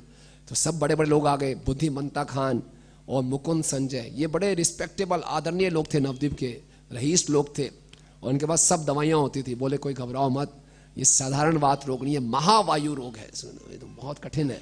तो क्या किया सबने, महाप्रभु के सर पे तेल मॉलिश करने लगे। जब वो तेल मॉलिश करते थे महाप्रभु जोर से और हंसते थे। महाप्रभु हंसते थे, मैं ये जो आत्मा का विकार है और ये शरीर के विकार को ठीक कर रहे हैं, ये कैसे ठीक हो सकता है। तो और घबराए आते थे, फिर उन्होंने क्या किया, एक लकड़ी के टब में तेल भर दिया और पूरे निमाई पंडित को उस तेल के टब में डाल दिया और पूरे शरीर में मसाज करने लगे, सर पे तेल डालने लगे। महाप्रभु जोर जोर से और हुंकार मारने लगे, सब बहुत डर गए। फिर महाप्रभु ने देखा सब भक्त लोग घबरा रहे हैं, तो धीरे धीरे महाप्रभु शांत हो गए। जब महाप्रभु शांत हो गए, सब भक्त लोग बड़े खुश हो गए और सब जोर से बोले हरि हरि हरि हरि, और सब एक दूसरे को वस्त्र दान करने लगे, गले लगाने लगे, सब बोले जियो जियो निमाई पंडित खूब जियो हैं, सब आशीर्वाद देने लगे। जब ये सब हो गया और वैष्णवों को मालूम चला तो सब वैष्णवों को और बड़ा दुख हुआ। प्रभु रे देखिया सर वैष्णव रे गण, सबे बोले भज बाप कृष्ण रे, सब बोले भज बाप, अरे बाप अब तो कृष्ण के चरण को भज लो, अभी मरते मरते बचे हो, अब तो कृष्ण के चरण को बच लो। क्षणिक नाहिक बाप अनित्य शरीर, तुम्हारे के शिखामी मुँह तुम ही महाधीर, है ना, क्षणिक शरीर है अभी खत्म हो जाएगा, और तुम्हें अब क्या सिखाएं, तुम तो महाधीर हो, बड़े पंडित हो, और भज लो भगवान के नाम को। तो इस प्रकार से महाप्रभु कहते थे ठीक है मुझे कुछ समय दीजिए, मैं थोड़ा और पढ़ लिख लूँ उसके बाद आऊँगा। इस प्रकार से महाप्रभु आगे निकल जाते थे। महाप्रभु क्या करते थे, दोपहर तक तो वो बच्चों को पढ़ाते थे, फिर आते थे घर में आते थे, घर में शालीग्राम शिला की पूजा करते थे, फिर तुलसी को जल देते थे। फिर उनकी जो पहली पत्नी थी, क्या नाम था उनका, लक्ष्मी प्रिया जी, उनके लिए भोजन परोसती थी। महाप्रभु उसको पाते थे, थोड़ा विश्राम करते थे, लक्ष्मी प्रिया जी उनके पाँव को दबाती थी। फिर महाप्रभु दोबारा से पुस्तक उठा के गंगा के तट पे चले जाते थे और फिर वहाँ से फिर अपने छात्रों के साथ चर्चा करते थे। और फिर महाप्रभु बीच बीच में पूरे नवद्वीप में घूमने जाते थे। तो नगर आसिया करे विविध विलास, सबा रसाहित करे हासिया सा, सब लोगों के पास जाते थे, मिलजुल के हास्य परिहास करते थे, बातचीत करते थे। और यद्यपि प्रभु रखे तत्व नहीं जाने, तथापि साध्वस करे देखी सर्वजन। आप में से मेरे ख्याल से 25% लोग बोल रहे हैं, बाकी लोग बोल रहे हैं क्यों बोलूँ मैं, एनर्जी सेव करूँ। लेकिन एनर्जी सेव इसमें मत कीजिए, जितनी शक्ति है ये वृंदावन दास ठाकुर जी की एक्सटेसी है, इसको आप रिपीट करेंगे तो उनकी कृपा मिलेगी। कितने लोगों को भक्तों की कृपा चाहिए, तो शर्मा क्यों रहे हैं, तभी तो ये सारा प्रोजेक्टर इसलिए लगाया गया कि आप लोग पढ़ के इसको बोल सकें, नहीं तो हम वैसे ही बोल देते हैं, है ना। तो उत्साह से बोलिए सब इकट्ठे, कहे तत्व नहीं जाने, तथापि साध्वस करे देखी सर्व। Thank you very much. हालांकि कोई नहीं जानता था कि निमाई पंडित स्वयं भगवान है, उनके तत्व को कोई नहीं जानता था, लेकिन फिर भी सब लोग उनका देखना चाहते थे, उनसे बातचीत करना चाहते थे। तो महाप्रभु क्या किए, सबसे पहले एक जुलाहे के पास गए, जुलाहा जानते हैं जो कपड़ा बनाते हैं, और उनको बोला कि भाल वस्त्र आन प्रभु बोलिया वचन, तंतु वाये वस्त्र, कि भैया ये भैया कोई बढ़िया सा कपड़ा दिखाओ। तो गए, उन्होंने बढ़िया सा कपड़ा लेके आए। जब कपड़ा लेके आए तो बोले क्या दाम इसका, बोले निमाई पंडित जो मर्जी दाम देना दे देना। बोला ठीक है, लेकिन मेरे पास अभी कोई पैसे नहीं है। बोले ले जाओ, कपड़ा आपका है, डाल लो, 10-15 दिन में जब इच्छा हो जो हो दे देना। ये उनकी डीलिंग होती थी। कोई किसी की दुकान में जाओगे, कोई मांगेगा देगा ऐसा, लेकिन निमाई इतने सुंदर होते थे, उनसे लोग आकर्षित हो जाते थे। तो इस प्रकार से कपड़ा लिया उनसे और उस जुलाहे के ऊपर कृपा दृष्टि के महाप्रभु आगे गए। फिर महाप्रभु सोचा चलो अब ग्वालों का उद्धार करते हैं, तो ग्वालों की सभा में गए।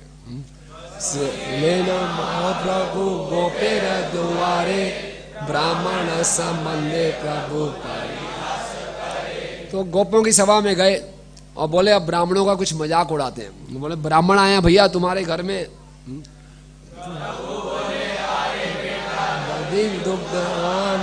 आजी तोरा घरे अरे बेटा दही दूध लेकर आओ, आज तुम्हारे घर में ब्राह्मण आए हैं, कुछ महादान करो। इस ढंग से मजाक करने लगे। तो बाकी सब ने क्या बोला, गोपावृंद देखे ये न साक्षात मदन सम ब्रह्मे गलिन आने उत्तम। ये तो साक्षात कामदेव है। और उन्होंने उनको बुलाया और बड़ा उत्तम आसन दिया।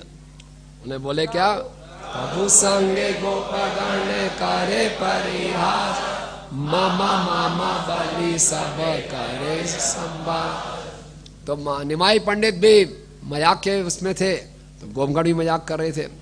उन्होंने क्या बोला था, अरे बेटा, उनको बेटा कह रहे थे और ये क्या कह रहे थे, मामा जी कह रहे थे। तो भक्ति सिद्धांत सरस्वती महाराज कहते हैं कि क्यों कह रहे थे मामा। तो वो समझाते हैं कि बंगाल में ये रीत है कि जो निम्न जाति के लोग होते हैं वो ब्राह्मणों को दादा ठाकुर कह के पुकारते हैं। दादा ठाकुर मतलब बड़ा भाई। तो ये गोपों की जो माँ है वो निमाई पंडित को दादा ठाकुर, और उनके बच्चे क्या हो गए, उनके भांजे हो गए, इस ढंग से मामा। और जैसे अभी हम गए भी थे नवद्वीप मंडल में, तो गोद्रुम द्वीप में एक जगह आती है गोरदा, है ना। कितने लोग गए हम गोरदा स्थान पे, कम लोग गए हुए। तो गोरदा एक लीला स्थली है और वहाँ पे यही कोई पास टाइम आता है कि वहाँ प्रभु जाते थे निमाई पंडित अपने भक्तों के साथ, वहाँ खूब जोर से संकीर्तन करते थे। और मालूम चलता कि यहाँ पे ग्वाल लोग रहते हैं। और फिर वहाँ ग्वालों के पास एक ग्वाल था जिसका नाम था भीमा। वो महाप्रभु को ले गया अपने घर में और फिर वहाँ पे उनको दही दूध खिलाया। और फिर बाद में वापस वहाँ पर आए और कीर्तन करने लगे। तो ग्वालों ने बताया कि जो नदी है इसमें हमारी जो गाय है पानी नहीं पी सकती, क्योंकि इस नदी में एक मगरमच्छ रहता है जो गायों को खा जाता है। तो महाप्रभु फिर से कीर्तन शुरू किया। कीर्तन करते करते वो जो मगरमच्छ है बाहर आया और उसने महाप्रभु के चरणों को छुआ। और जैसे ही महाप्रभु के चरणों को छुआ तभी क्या हुआ, उसका शरीर बदल गया और उसको एक बहुत ही दिव्य देवताओं का शरीर प्राप्त हो गया। अरे कैसे हो गया, वो हाथ जोड़ के खड़ा हो गया और उसे प्रणाम किया। और उन्होंने बताया महाप्रभु को कि मैं कौन हूँ। बोला द्वापर युग में कामे वन में जब दुर्वासा मुनि थे वहाँ पे आए थे पांडवों के पास, तो मैं एक ब्राह्मण पुत्र था और बहुत ही उद्दंड था। और मैंने पीछे से जाके दुर्वासा मुनि जो कि शिव जी के अवतार हैं उनकी चोटी काट दी थी। इतना बड़ा दुस्साहस। और दुर्वासा मुनि जी ने उनको श्राप दिया था, तुमने पीछे से आक्रमण किया, जाओ मगरमच्छ बन जाओ। तो ये ब्राह्मण का जो पुत्र है बार बार रोने लगा, कुछ तो कृपा कर दो। तो फिर दुर्वासा मुनि जी के अंदर, क्योंकि वो शिव जी के अवतार हैं, तुरंत प्रसन्न भी हो गए। बोले ठीक है, आने वाले कलयुग में गौरांग महाप्रभु आने वाले हैं, वो तुम्हारा उद्धार करेंगे। संकीर्तन करते हुए जब आएंगे, जैसे तुम उनके चरणों को छुओगे तुम्हें एक देव तुल्य शरीर प्राप्त हो जाएगा। हरि बोल, बोले गौरांग महाप्रभु के। इस प्रकार से वही यहाँ पे प्रसंग दिखता है कि सभी गोपगण परिहास कर रहे हैं। तभी कि यह बोले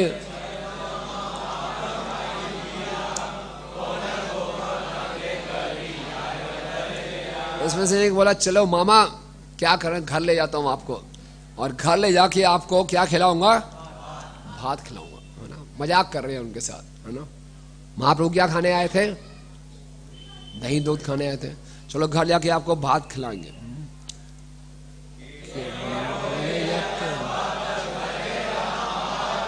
पूर्वे ये खाइला मने ना। जैसे निमाई थोड़े से आश्चर्यचकित हो गए, अरे क्यों भात खिलाओगे। तो दूसरे ने बोला भूल गए, पहले भी तो हमारे आगे भात खाते थे बहुत। तो सरस्वती सत्य कहे गोप नहीं जाने, हासे महाप्रभु गोप गणेरा वचन। सही कह रहे थे क्योंकि पूर्व कृष्ण जाते थे गोपों के यहाँ पे, वो सब कुछ खाते थे। तो स्वयं सरस्वती उनके माध्यम से बोल रही थी और ये सुनकर महाप्रभु हंसने लगे। संभ्रम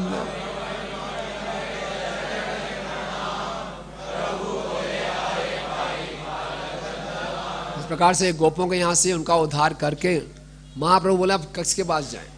फिर महाप्रभु जाते हैं एक गंध वणिक के पास जो कि गंध बेचता था, और उसको बोला भैया कोई बढ़िया सा गंध दो। एक बात बता दूं, मेरे पास पैसे कोई नहीं है। वो गंध वाला बोलते हैं आपसे पैसे मांग के मैं क्या करूंगा, और फिर उसने क्या किया कि पूरे महाप्रभु के शरीर पे, निमाई पंडित के शरीर पे बढ़िया सा गंध लगा दिया और बोले कर सुबह स्नान करने के बाद भी अगर आपको इसमें गंध आ रही हो तो आप जितना चाहे पैसे दे देना, अन्यथा मत देना।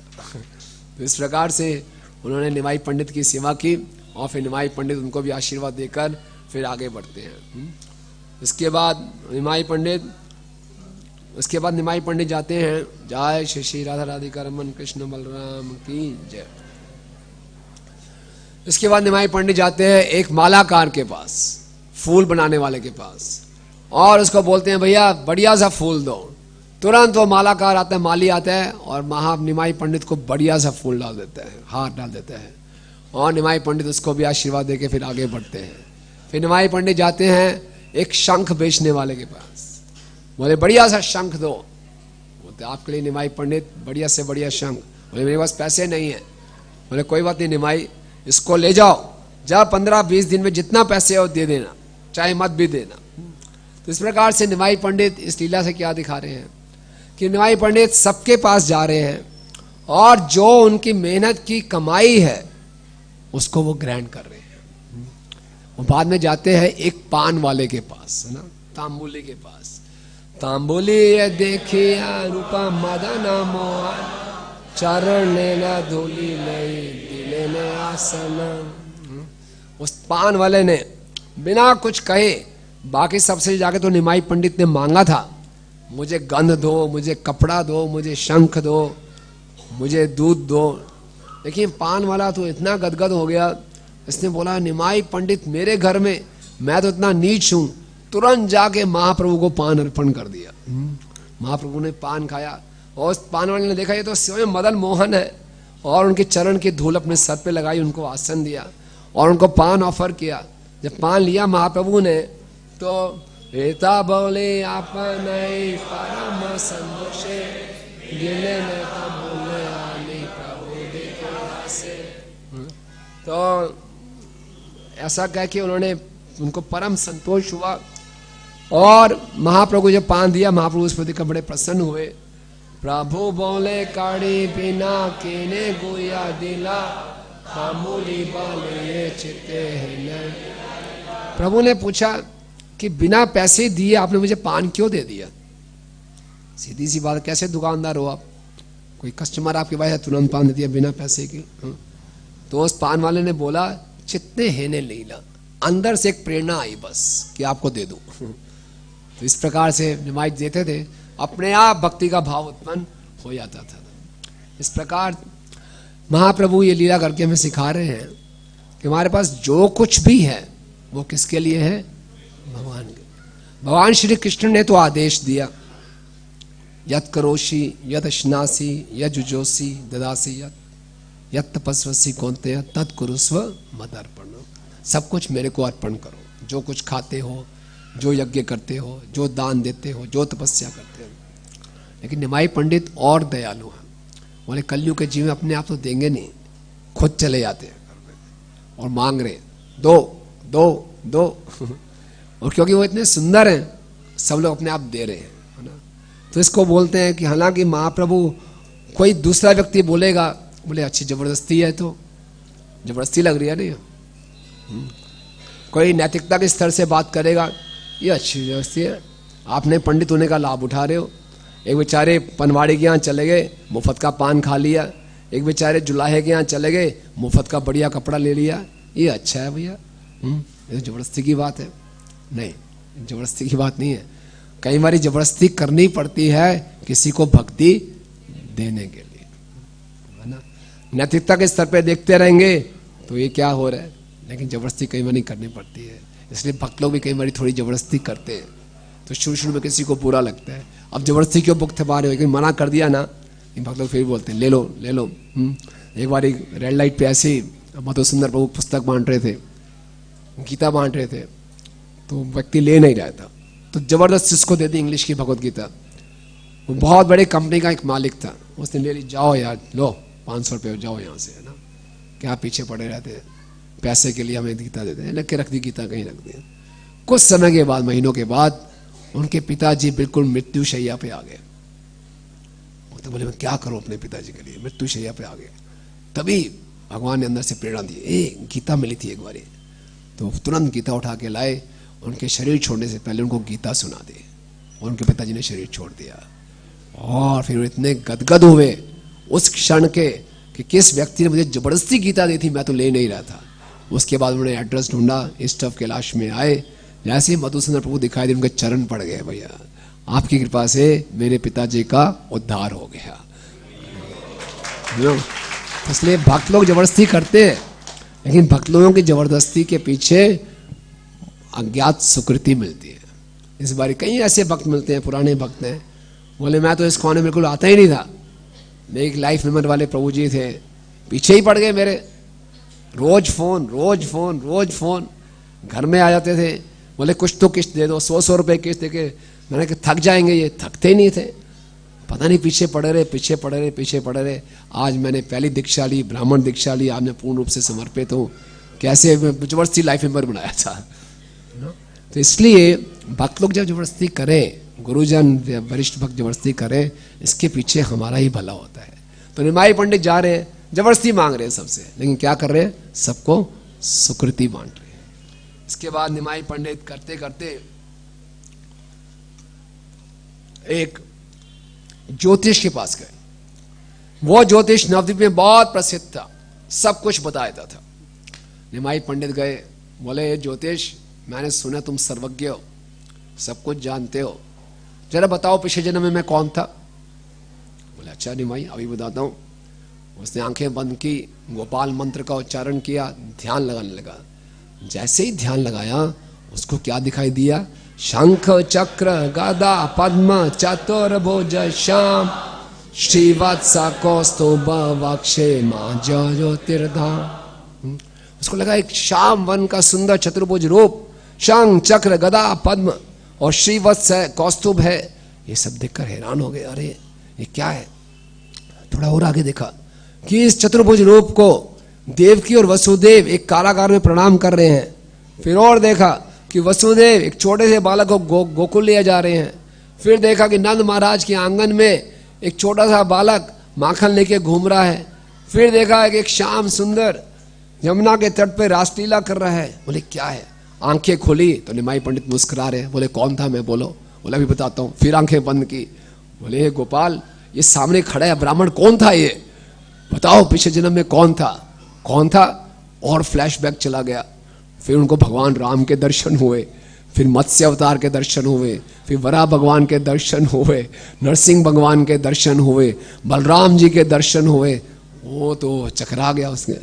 फिर निमाई पंडित आंखें खोली, निमाई पंडित फिर मुस्कुरा रहे, बताओ सर्वज्ञ मैं कौन हूं। तो उन्होंने बोला देखो, उसने अंदर ही अंदर सोचा, लगता है ये जो निमाई पंडित है, लगता है बहुत ज्यादा इसके पास मंत्रों का जाल है कुछ, तभी सारे मेरे मंत्र काम नहीं कर रहे, या फिर कोई ये देवता है मेरी परीक्षा लेने आया है।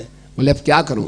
बोले देखो अभी मेरा नाम मंत्र का जप ठीक नहीं हो रहा, तुम घर जाओ, दोपहर में फिर बात करेंगे।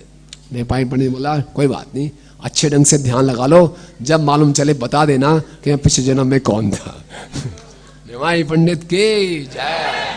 ए माता ईश्वर तत्व देखे सर्वजन, तथापि ना बूझे कि छोहे न माया ताम। इसलिए भगवान अपना ईश्वर तत्व दिखाते भी थे, लेकिन माया से ढकने के कारण कोई उनको जान नहीं पाता था।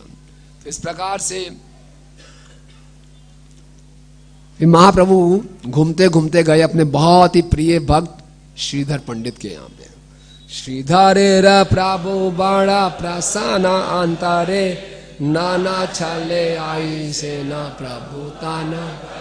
जो ये श्रीधर पंडित थे, निमाई पंडित को बहुत अच्छे लगते थे। निमाई पंडित अंदर से बहुत प्रसन्न रहते थे। नाना छले, तरह तरह के बहाने लगाकर प्रतिदिन महाप्रभु उनके घर में जाते थे। आप देखिए कितने प्रिय होंगे वो निमाई पंडित को, कि प्रतिदिन कोई ना कोई बहाना ढूंढकर निमाई पंडित उनके घर में जाते थे। और क्या करते थे, परम सुशांत श्रीधरेरा व्यवसाय, प्रभु विहारन ये न ओधा तेरा। श्रीधर पंडित बेचारे बहुत ही सरल भक्त, सरल उनका व्यवसाय, केले के पत्ते से डोने बना के बेचते थे, कुछ केले बेचते थे। और ये निमाई पंडित उद्धे तेरह प्राय, बहुत ही चंचल घमंडी बालक, और रोज कम से कम 1 या 2 घंटे बिताते थे। सर खा जाते थे श्रीधर पंडित का। कैसे खाते थे? श्रीधर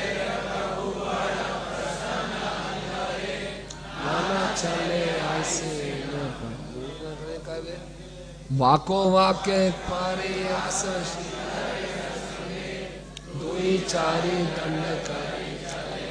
दो चारी दंड मतलब आधा घंटा 1-2 घंटे बिताते थे। यस,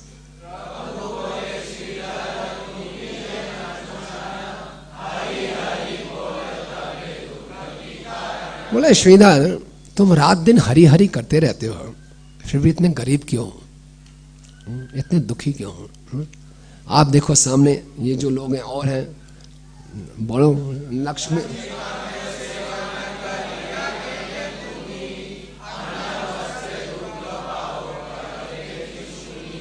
लक्ष्मीकांत जो लक्ष्मी के स्वामी हैं, उनकी तुम सेवा करते हो, ना तुम्हारे पास कुछ खाने को है, ना तुम्हारे पास कुछ पहनने को है, इतने दुखी दिखाई देते हो।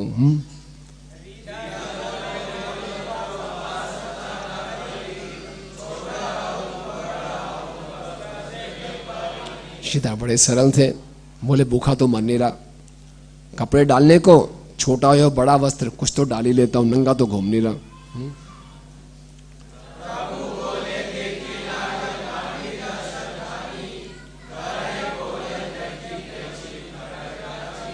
बोले क्या डाल रहे हो? जो धोती डाली हुई है 10 गांठें हैं उसमें, 10 जगह से फटी हुई है, और जो छत है छत में सारे छेद ही छेद है, ये कोई रहना है, ये कोई पहना है कपड़े?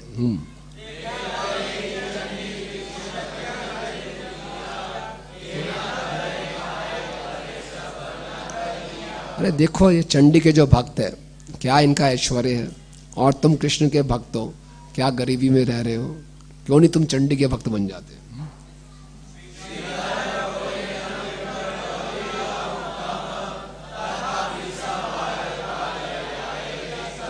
सीता ने बोला हे ब्राह्मण, जो कह रहे हो ठीक कह रहे हो, हर कोई जो भी हो, अमीर हो गरीब हो, है तो सब काल के नियंत्रण में ही, काल यम के अंडर ही है, इसमें कौन सी बड़ी बात है?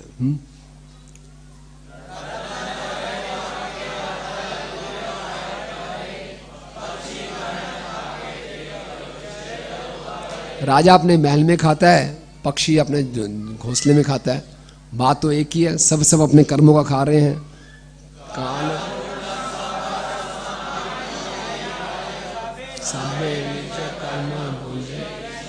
सब अपने बड़े कर्मों के अनुसार ईश्वर की इच्छा से खा रहे हैं। तो ये प्रश्न बड़ा महत्वपूर्ण प्रश्न है, और अक्सर लोगों के मन में प्रश्न उठता है कि कृष्ण भक्त जो कि स्वयं लक्ष्मी के पति है, उनके भक्त तो निर्धन दिखते हैं कई बारी, और जो दुर्गा मैया के भक्त हैं वो बड़े शहंशाह होकर घूमते हैं। ये क्या चक्कर है? दिखा आपने भी ऐसा? और यही प्रश्न श्रीमद् भागवतम में परीक्षित महाराज भी पूछते हैं सुखदेव गोस्वामी से कि क्या चक्कर है ये बड़ा कंफ्यूजिंग है।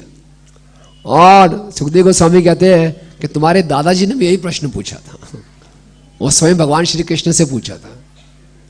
और जब युधिष्ठिर महाराज ने ये प्रश्न पूछा था कृष्ण से, तो कृष्ण बड़े खुश हुए थे। कृष्ण ने डांटा नहीं था, उल्टा सीधा प्रश्न पूछते हो कि मेरे भक्त गरीब क्यों होते हैं? और किसी से आप पूछ लो, सर आपकी भक्ति तो कर रहा हूं लेकिन देखता हूं आपके भक्त बड़े गरीब होते हैं। तो कृष्ण बड़े प्रसन्न हुए कि अच्छा प्रश्न है, और फिर भगवान कृष्ण ने उसका उत्तर दिया। और सुखदेव गोस्वामी कहते हैं कि भगवान श्री कृष्ण जब किसी जीव को उत्तर देते हैं तो केवल उस जीव का उद्धार नहीं है, आने वाले कई पीढ़ियों का उद्धार है। तो क्या इसका उत्तर कि शिव जी के भक्त, दुर्गा जी के भक्त तो बड़े धनी होते हैं, शिव जी खुद इतने वैरागी हैं, कुछ पहनने को नहीं है, जंगल में रहते हैं, शमशान घाट में रहते हैं, उनके भक्त बड़े महलों में रहते हैं, और कृष्ण जी खुद बड़े बड़े महलों में रहते हैं, और उनके भक्त बेचारे श्रीधर पंडित की तरह झोपड़ी में रहते हैं। ये बात बड़ी समझ में नहीं आती है ना? खुद मालिक कैसे हैं तो भक्त कैसे हैं? तो क्या उत्तर दिया था, याद है किसी को? ऐसा क्यों होता है? आपको तो पता ही होगा क्यों है ऐसा। और बड़ा अच्छा राय देते हैं, आसपास के लोग भी बोलते हैं क्या चक्करों में पड़े हो, हरे कृष्ण महामंत्र आपको सूट ही नहीं कर रहा। ये लीजिए दुर्गा जी का मंत्र लिखिए, क्या रात दिन कैसे बिजनेस नहीं बढ़ेगा, गारंटीड है। बाद में कर लेना, एक बार बिजनेस सेटल हो जाए फिर हरे कृष्ण महामंत्र पे आ जाना। थोड़ा बुद्धि का उपयोग करो, सबको साथ लेके चलो। ये भी कर लो भाई, बाद में कर लेना। अगर कृष्ण से इतना कर सकते हैं जाते रहो वहां पे, लेकिन मंत्र यही लो, दुर्गा जी को छोड़ो मत। इसलिए कई लोग भक्त दीक्षा लेने के बाद भी नवरात्रि नहीं छोड़ते, डर लगा रहता है कि प्रभु जी बिजनेस घर तो चलाना ही है ना। अंदर की बात है, आप तो ऐसे बोल सकते हैं हमें घर चलाना है, हमें मालूम है क्या होता है सब, है ना। गरीबी अभिशाप है। आपने देखा नहीं हमने कितना संघर्ष किया है, तो वी कांट अफोर्ड, चांस नहीं ले सकते। तो इसलिए दुर्गा जी को नाराज नहीं करना। तो इसलिए क्या उत्तर है इसका? उत्तर जाना चाहेंगे नहीं जाना चाहेंगे? छोड़ो इस बात को, छेड़ो मत, आगे बढ़ो। हैं? चाहिए हाँ, फिर पालन करना पड़ेगा। बताइए कितने लोगों की जानने की इच्छा है उत्तर, और कितने लोग जान के पालन भी करेंगे? हाँ फिर ठीक है, बताइए कोई उत्तर है इसका, कुछ मालूम है किसी को?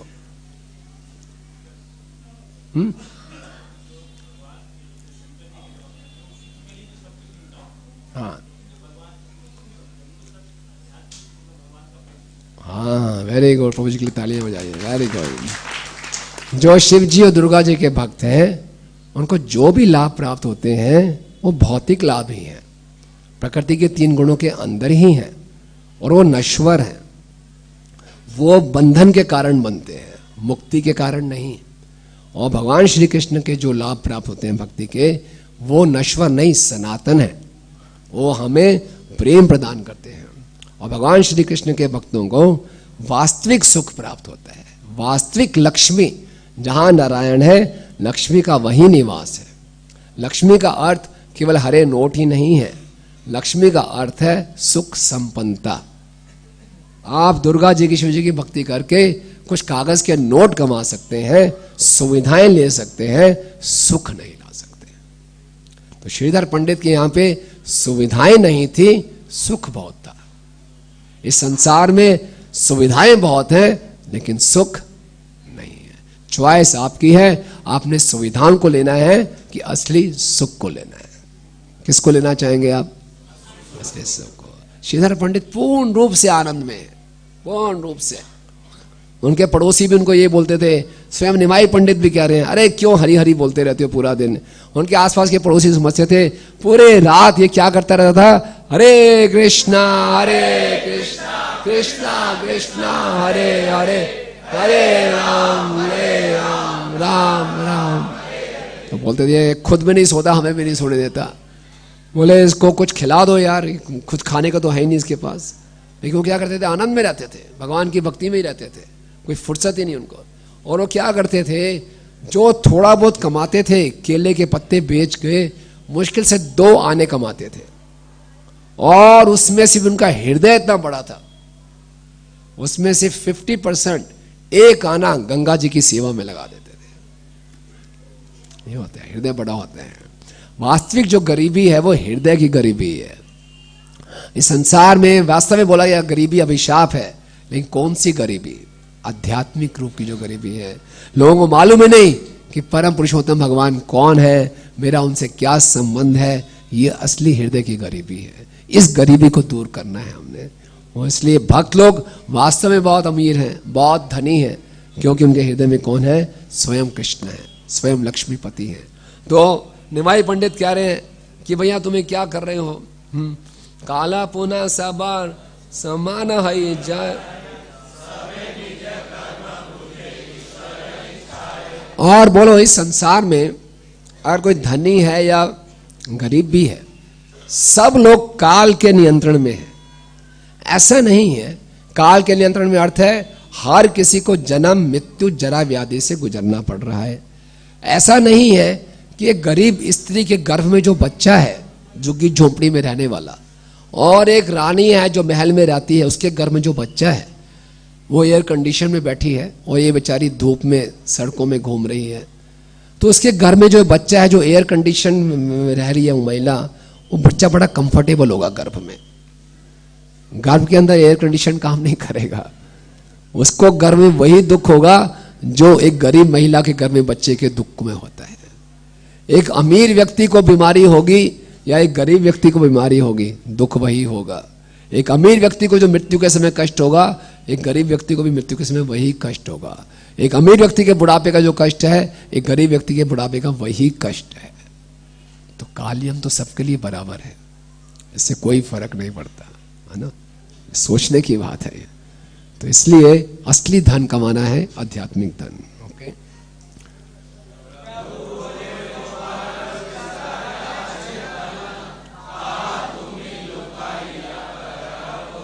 जब श्रीधर पंडित ने ऐसे लॉजिक दिए तो निमाई पंडित ने कहा, बड़ी बड़ी बातें कर रहे हो, मुझे मालूम है तुम्हारे पास असली धन है जो तुमने छुपा के रखा हुआ है।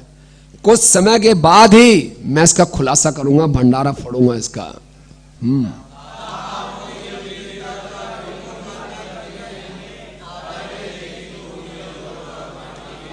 पूरे दुनिया को दिखाऊंगा कि तुम्हारे पास असली धन छुपा के रखा हुआ है, वो क्या धन है।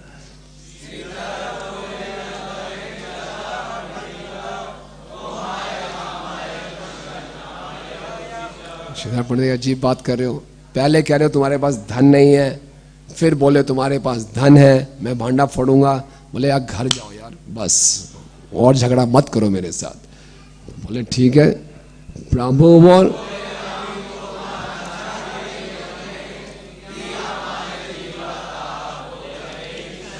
बोले ठीक है, चला जाऊंगा घर, कुछ दो मुझे, अभी कुछ दो, मैं चला जाता हूं। बोले ठीक है। श्रीधर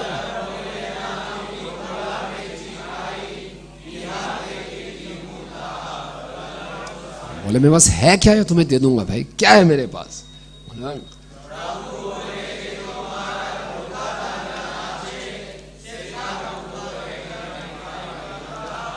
जो तुम्हारे पास असली धन है वो तो अभी छिपा के रखो, अभी मैं उसको छेड़ूंगा नहीं, लेकिन अभी फिलहाल के लिए मुझे क्या दो।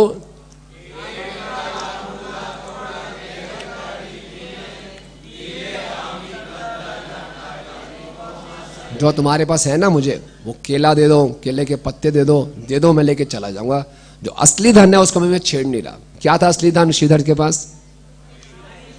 है भक्ति। वो आगे जाके इसको महाप्रभु पूरा एक्सपोज करेंगे। फिर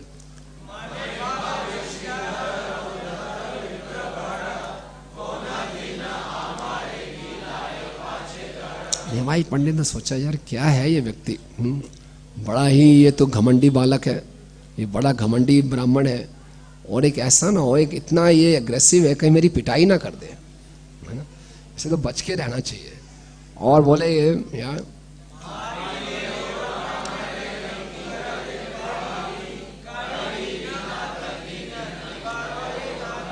ये तो कहीं मेरी पिटाई ना कर दे, लेकिन मैं पिटाई की डर से थोड़ी है कि रोज मेरे पास आ रहा है, रोज ही मुझसे कुछ ले जाता है, मैं कब तक इसको रोज देता रहूंगा।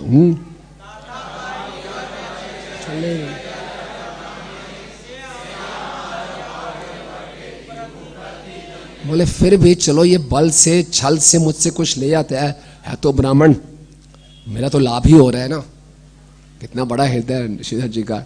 रोज निमाई पंडित आते थे, रोज 1-2 घंटा उससे बहस करते थे, उल्टी सीधी बहस करके रोज उससे मुफ्त का सामान ले जाते थे, और इतने अग्रेसिव होते थे। बोले कब तक ही करते, फिर बोलते चलो कोई बात नहीं, मेरा भला ही हो रहा है इसमें ना। तो हमें यही सोचना चाहिए। कई बार भक्त लोग हमें बड़े इरिटेटिंग लग सकते हैं, ओ हो फिर प्रभु जी दिख गए, फिर वही बात, फिर हमसे करेंगे, फिर वो करेंगे, लेकिन असल में क्या हो रहा है, हमारा लाभ हो रहा है। समझिए बात।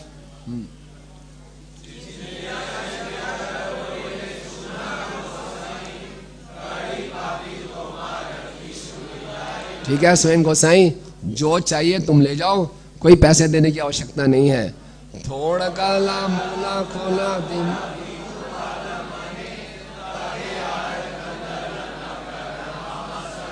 जो भी लेना है आप ले जाओ। इसमें से जो केला दे रहा हूं, केले के फूल दे रहा हूं, कुछ डोने दे रहा हूं, इसको ले जाओ। लेकिन निमाई पंडित इतने जिद्दी थे, देखिए ठीक है तुम दे रहे हो, अच्छे वाले देना, बढ़िया वाले देना। बोले ठीक है बढ़िया देंगे। और महाप्रभु जो श्रीधर से डोने ले आते थे, प्रतिदिन उन डोनों में वो खाते थे, बहुत प्रेम करते थे। और जो वो केले और केले के फूल ले जाते थे, प्रतिदिन उसकी सब्जी बना के खाते थे। और जो श्रीधर के छत के ऊपर सीताफल उगता था, वो भी ले जाते थे और उसको घर में जाकर उसको काट के दूध में उसकी खीर बना के काली मिर्च डाल के उसको बड़े प्रेम से खाते थे। आप देखिए भगवान कहते हैं पत्रम पुष्पम फलम तोयम यो में भक्त्या प्रयच्छति, मुझे भोग लगाओ। लेकिन ये प्रेम की कितनी परिकाष्ठा है कि भक्त भगवान को भोग नहीं लगा रहा, भगवान खुद उसे घर में आ रहे हैं और जबरदस्ती छीन के ले आ रहे हैं। कितना प्रेम है ना। निमाई पंडित की जय, बड़े प्रेम से खाते थे। और फिर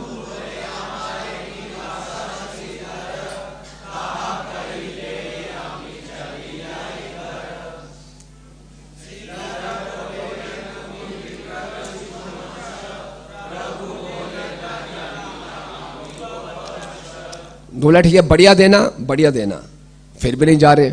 बोले अब ये बताओ मैं हूं कौन, तब मैं घर चला जाऊंगा। छोड़ ही नहीं रहे। बोले अब कौन हो तुम ब्राह्मण हो, विष्णु के अंश हो? बोले नहीं गलत, मैं तो गोप हूं, मैं तो गोप वंश हूं। कहां से गोप वंश हो गए? तो मैं देख रहा हूं तुम ब्राह्मण हो। बोले नहीं मैं तो गोप ग्वाला हूं। फिर बोले ठीक है अब ये बताओ कि श्रीधर, बोलो प्रभु। बोले श्रीधर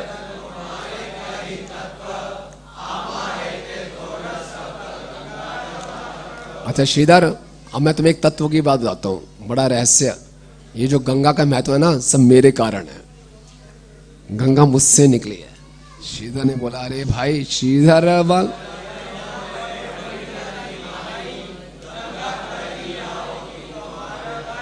अरे निमाई पंडित कुछ तो डरो गंगा को भी लपेट लिया आपने, गंगा को तो छोड़ दो, अब गंगा भी तुम्हारे से निकली है।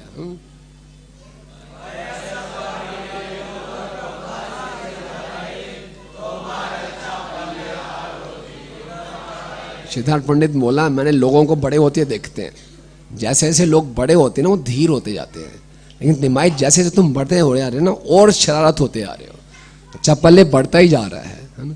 तो ये इतना मधुर संबंध होता था श्रीधर पंडित और उनका। इस प्रकार से फिर निमाई पंडित घर वापस आते थे। और जब निमाई पंडित शाम को घर वापस आए तो उनके घर में सच्ची माता के आंगन में एक विष्णु का मंदिर था। निमाई पंडित उस विष्णु मंदिर के द्वार पे बैठ गए और पूर्णिमा की रात थी और उन्होंने चंद्रमा को देखा। पूर्ण रूप से जब चंद्रमा को देखा, निमाई पंडित के अंदर एक वृंदावन चंद्र का भाव उत्पन्न हो गया और उन्होंने बंशी बजानी शुरू कर दी। बहुत ही सुंदर वंशी की ध्वनि, और ये वंशी की ध्वनि केवल सच्ची माता को सुनाई दे रही थी।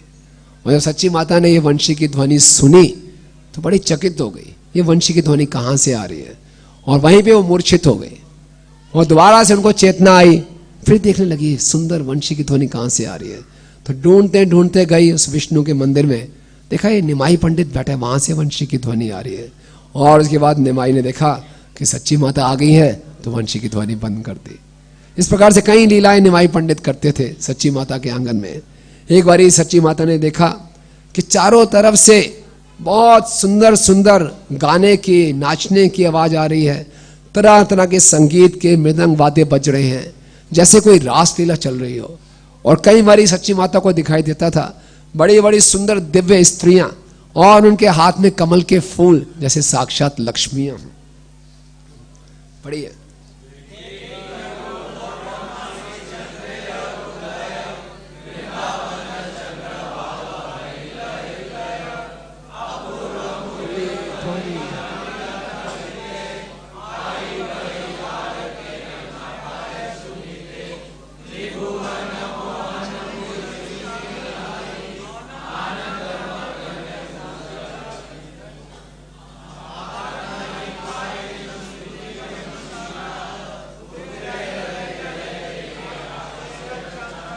तो इस प्रकार से निमाई पंडित जी सच्ची माता के आंगन में कई लीलाएं करते थे। और फिर निमाई पंडित जब कई बारी अपने बालकों के साथ निकलते थे गंगा के तट पे, तो एक बार ये उनको श्रीवास ठाकुर दिखाई देंगे। तो श्रीवास ठाकुर सामने से आ रहे थे और निमाई पंडित अपने शिष्यों के साथ, जैसे हमने बताया पीछे शिष्य हैं और बड़े सुंदर निमाई लग रहे हैं और दोनों हाथ हिलाते हुए चल रहे हैं। ऐसा देखकर श्रीवास ठाकुर जोर से हंस पड़े, बोले और उद्योतेर चुड़ामणि, यानी कि ओ घमंडियों में श्रेष्ठ, कुछ तो समझ लो, क्यों अपना जीवन बर्बाद कर रहे हो? ऐसे बड़े बड़े पोथियों को लेकर फायदा क्या? इन पोथियों का सार क्या है? भगवान की भक्ति। जल्दी से कृष्ण भक्ति में जुड़ जाओ, क्यों अपना जीवन व्यर्थ गवा रहे हो? जब ये श्रीवास ठाकुर कोई बहुत बड़े थे निमाई पंडित से, तो निमाई पंडित ने बुरा नहीं माना, मुस्कुराए, उनके चरणों को छुआ, बोलो निश्चित रूप से आपकी कृपा मिलेगी तो एक दिन मैं कृष्ण भक्ति में अवश्य आऊंगा। ये कहकर निमाई पंडित चले गए और फिर वो अपने बालकों के साथ गंगा के तट पर बैठ गए। तो गंगा के तट पे जब चारों ओर से उनके छात्र उनको घेर के बैठ जाते थे, तो वृंदावन दास ठाकुर कहते थे कि मैं इसका वर्णन कैसे करूं। ये इतना सुंदर दृश्य होता था कि निमाई पंडित बीच में बैठे हैं और आसपास उनके छात्र बैठे हैं। तो बोले कैसे, करोड़ों मुखों से भी मैं इसकी शोभा का वर्णन नहीं कर सकता। तो उनको कुछ 3-4 उपमाएं सामने आती हैं। क्या?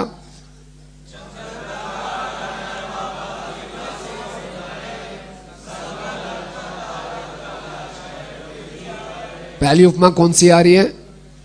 चंद्रमा की, कि निमाई चंद्रमा के समान है, आसपास सब तारे हैं। बोले नहीं नहीं नहीं नहीं, ये भी नहीं हो सकता। क्यों नहीं हो सकता? कलंक है चंद्रमा में। एक तो कलंक है, दूसरा क्षय होता है, कभी नीचे होता है कभी ऊपर होता है। निमाई में कोई कलंक ही नहीं है और क्षय होने का तो मतलब ही नहीं है। सुंदरता तो निमाई की बढ़ती जा रही है, तो ये भी उपमा नहीं दे सकता। फिर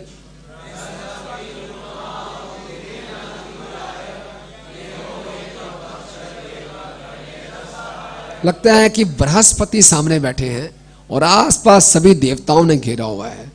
ये उपमा ठीक है? नहीं, ये उपमा भी ठीक नहीं है। क्यों ठीक नहीं है? कि ये तो बृहस्पति जी तो केवल देवताओं के गुरु थे, असुरों के नहीं। निमाई ऐसा नहीं है, कोई पक्षपात नहीं, एक पक्ष के नहीं, सभी के हैं वो। तो ये भी नहीं मैं बोल सकता। फिर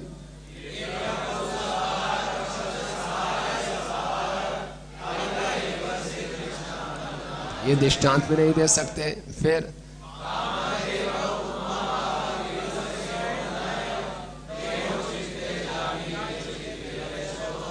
तीसरी उपमा क्या आ रही है कि स्वयं कामदेव बीच में बैठे हैं। तो ये उपमा कैसी है? नहीं, ये उपमा भी नहीं दे सकता। क्यों नहीं दे सकते? कामदेव के स्मरण से ही क्या होगा? हृदय क्षोभित हो जाता है, एजिटेट हो जाएगा, लेकिन इनको देखे तो मन शांत हो जाता है। तो कौन कौन सी 3 उपमाएं सोची थी इन्होंने? चंद्रमा की उपमा क्यों नहीं दे सकते? कलंक होता है और क्षय होता है। दूसरी उपमा कौन सी थी? बृहस्पति की उपमा क्यों नहीं दे सकते? पक्षपात करते हैं देवताओं से। तीसरी उपमा कौन सी सोची? कामदेव की। बोले ये हो नहीं सकता क्योंकि मन क्षोभित हो जाता है। फिर क्या उपमा हो सकती है ये?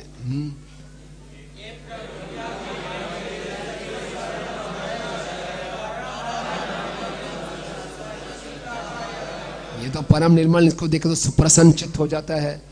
तो कौन सी उपमा होगी जो कि मोस्ट अप्रोप्रिएट है? तो बोले एक ही उपमा है, वो क्या है?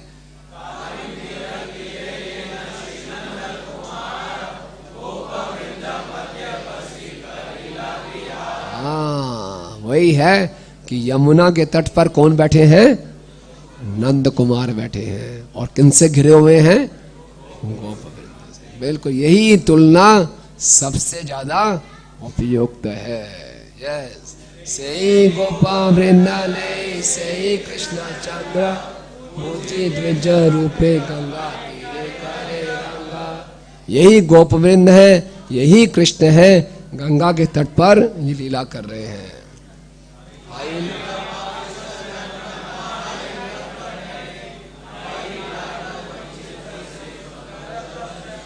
फिर वृंदावन ठाकुर जी अपने आप को प्रताड़ कर रहे हैं, शोक कर रहे हैं कि मैं इतना पापिष्ट हूं कि मेरा जन्म उस समय नहीं हुआ और मैं इस सुंदर दृश्य का दर्शन नहीं कर पाया और इससे मैं वंचित हो गया। आप में से कितने लोग ये आशा करते हैं कि हम इस लीला का दर्शन कर पाए? निमाई पंडित बीच में बैठे हैं, आसपास सभी विद्यार्थियों को घेर कर बैठे हैं, तो ये प्रार्थना कर रहे हैं।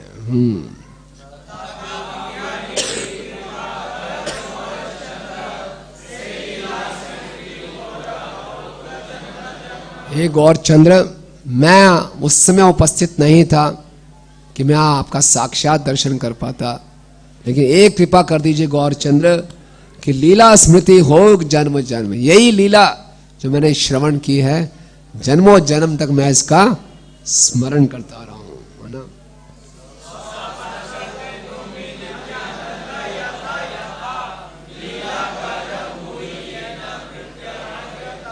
और जब तुम नित्यानंद के साथ, नित्यानंद प्रभु के साथ, अपने पार्षदों के साथ जहां जहां भी लीला करोगे, तो मुझे भी अपना भृत्य, मुझ सेवक को अपने साथ ले जाइए, मैं उस लीला में भाग ले सकूं, है ना। कितनी सुंदर भावना है वृंदावन ठाकुर जी के। तो इसके साथ ये भी हमारी भावना होनी चाहिए कि ये इस लीला का हम स्मरण करते रहें और नित्यानंद प्रभु और चैतन्य महाप्रभु जहाँ भी लीला कर रहे हो उस लीला में हम भाग ले सकें।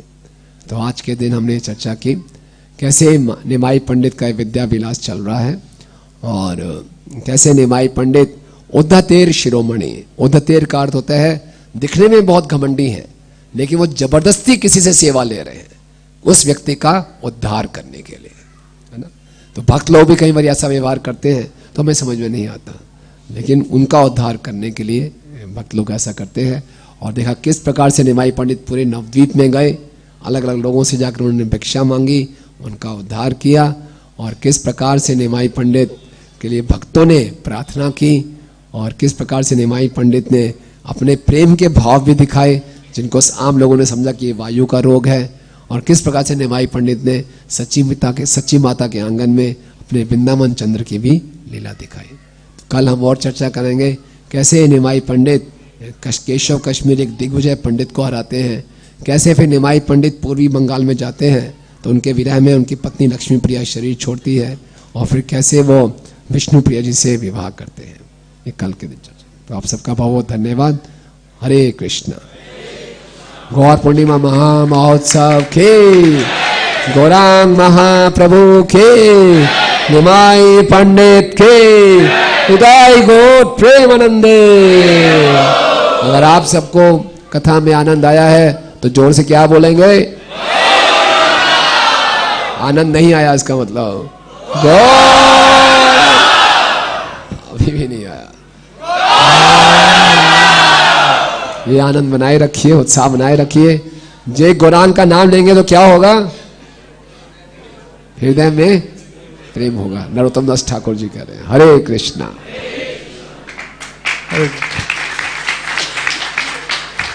प्रभु जी का धन्यवाद करेंगे हरे कृष्ण महामंत्र बोल के।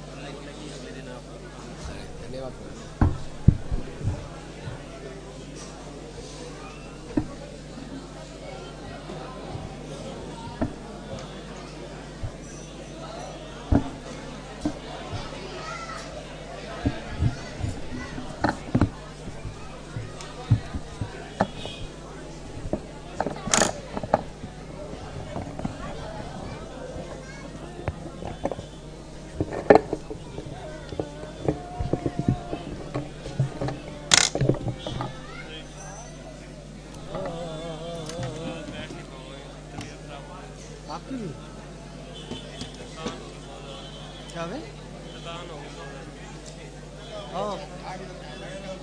प्रसाद अरे यार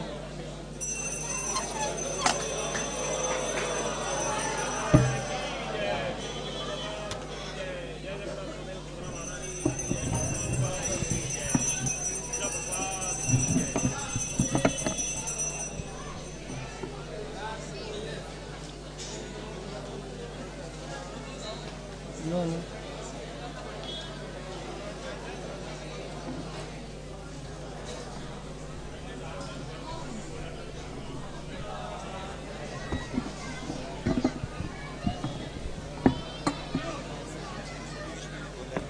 करो कॉर्डलेस ले लो ना वहाँ हरे कृष्णा।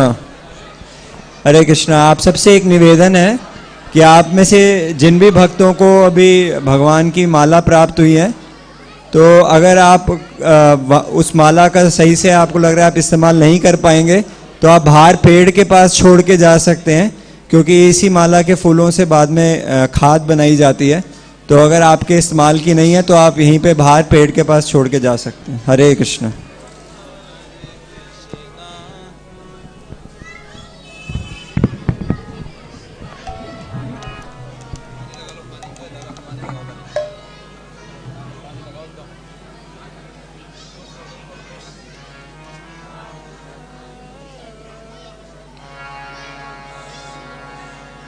हरे कृष्ण।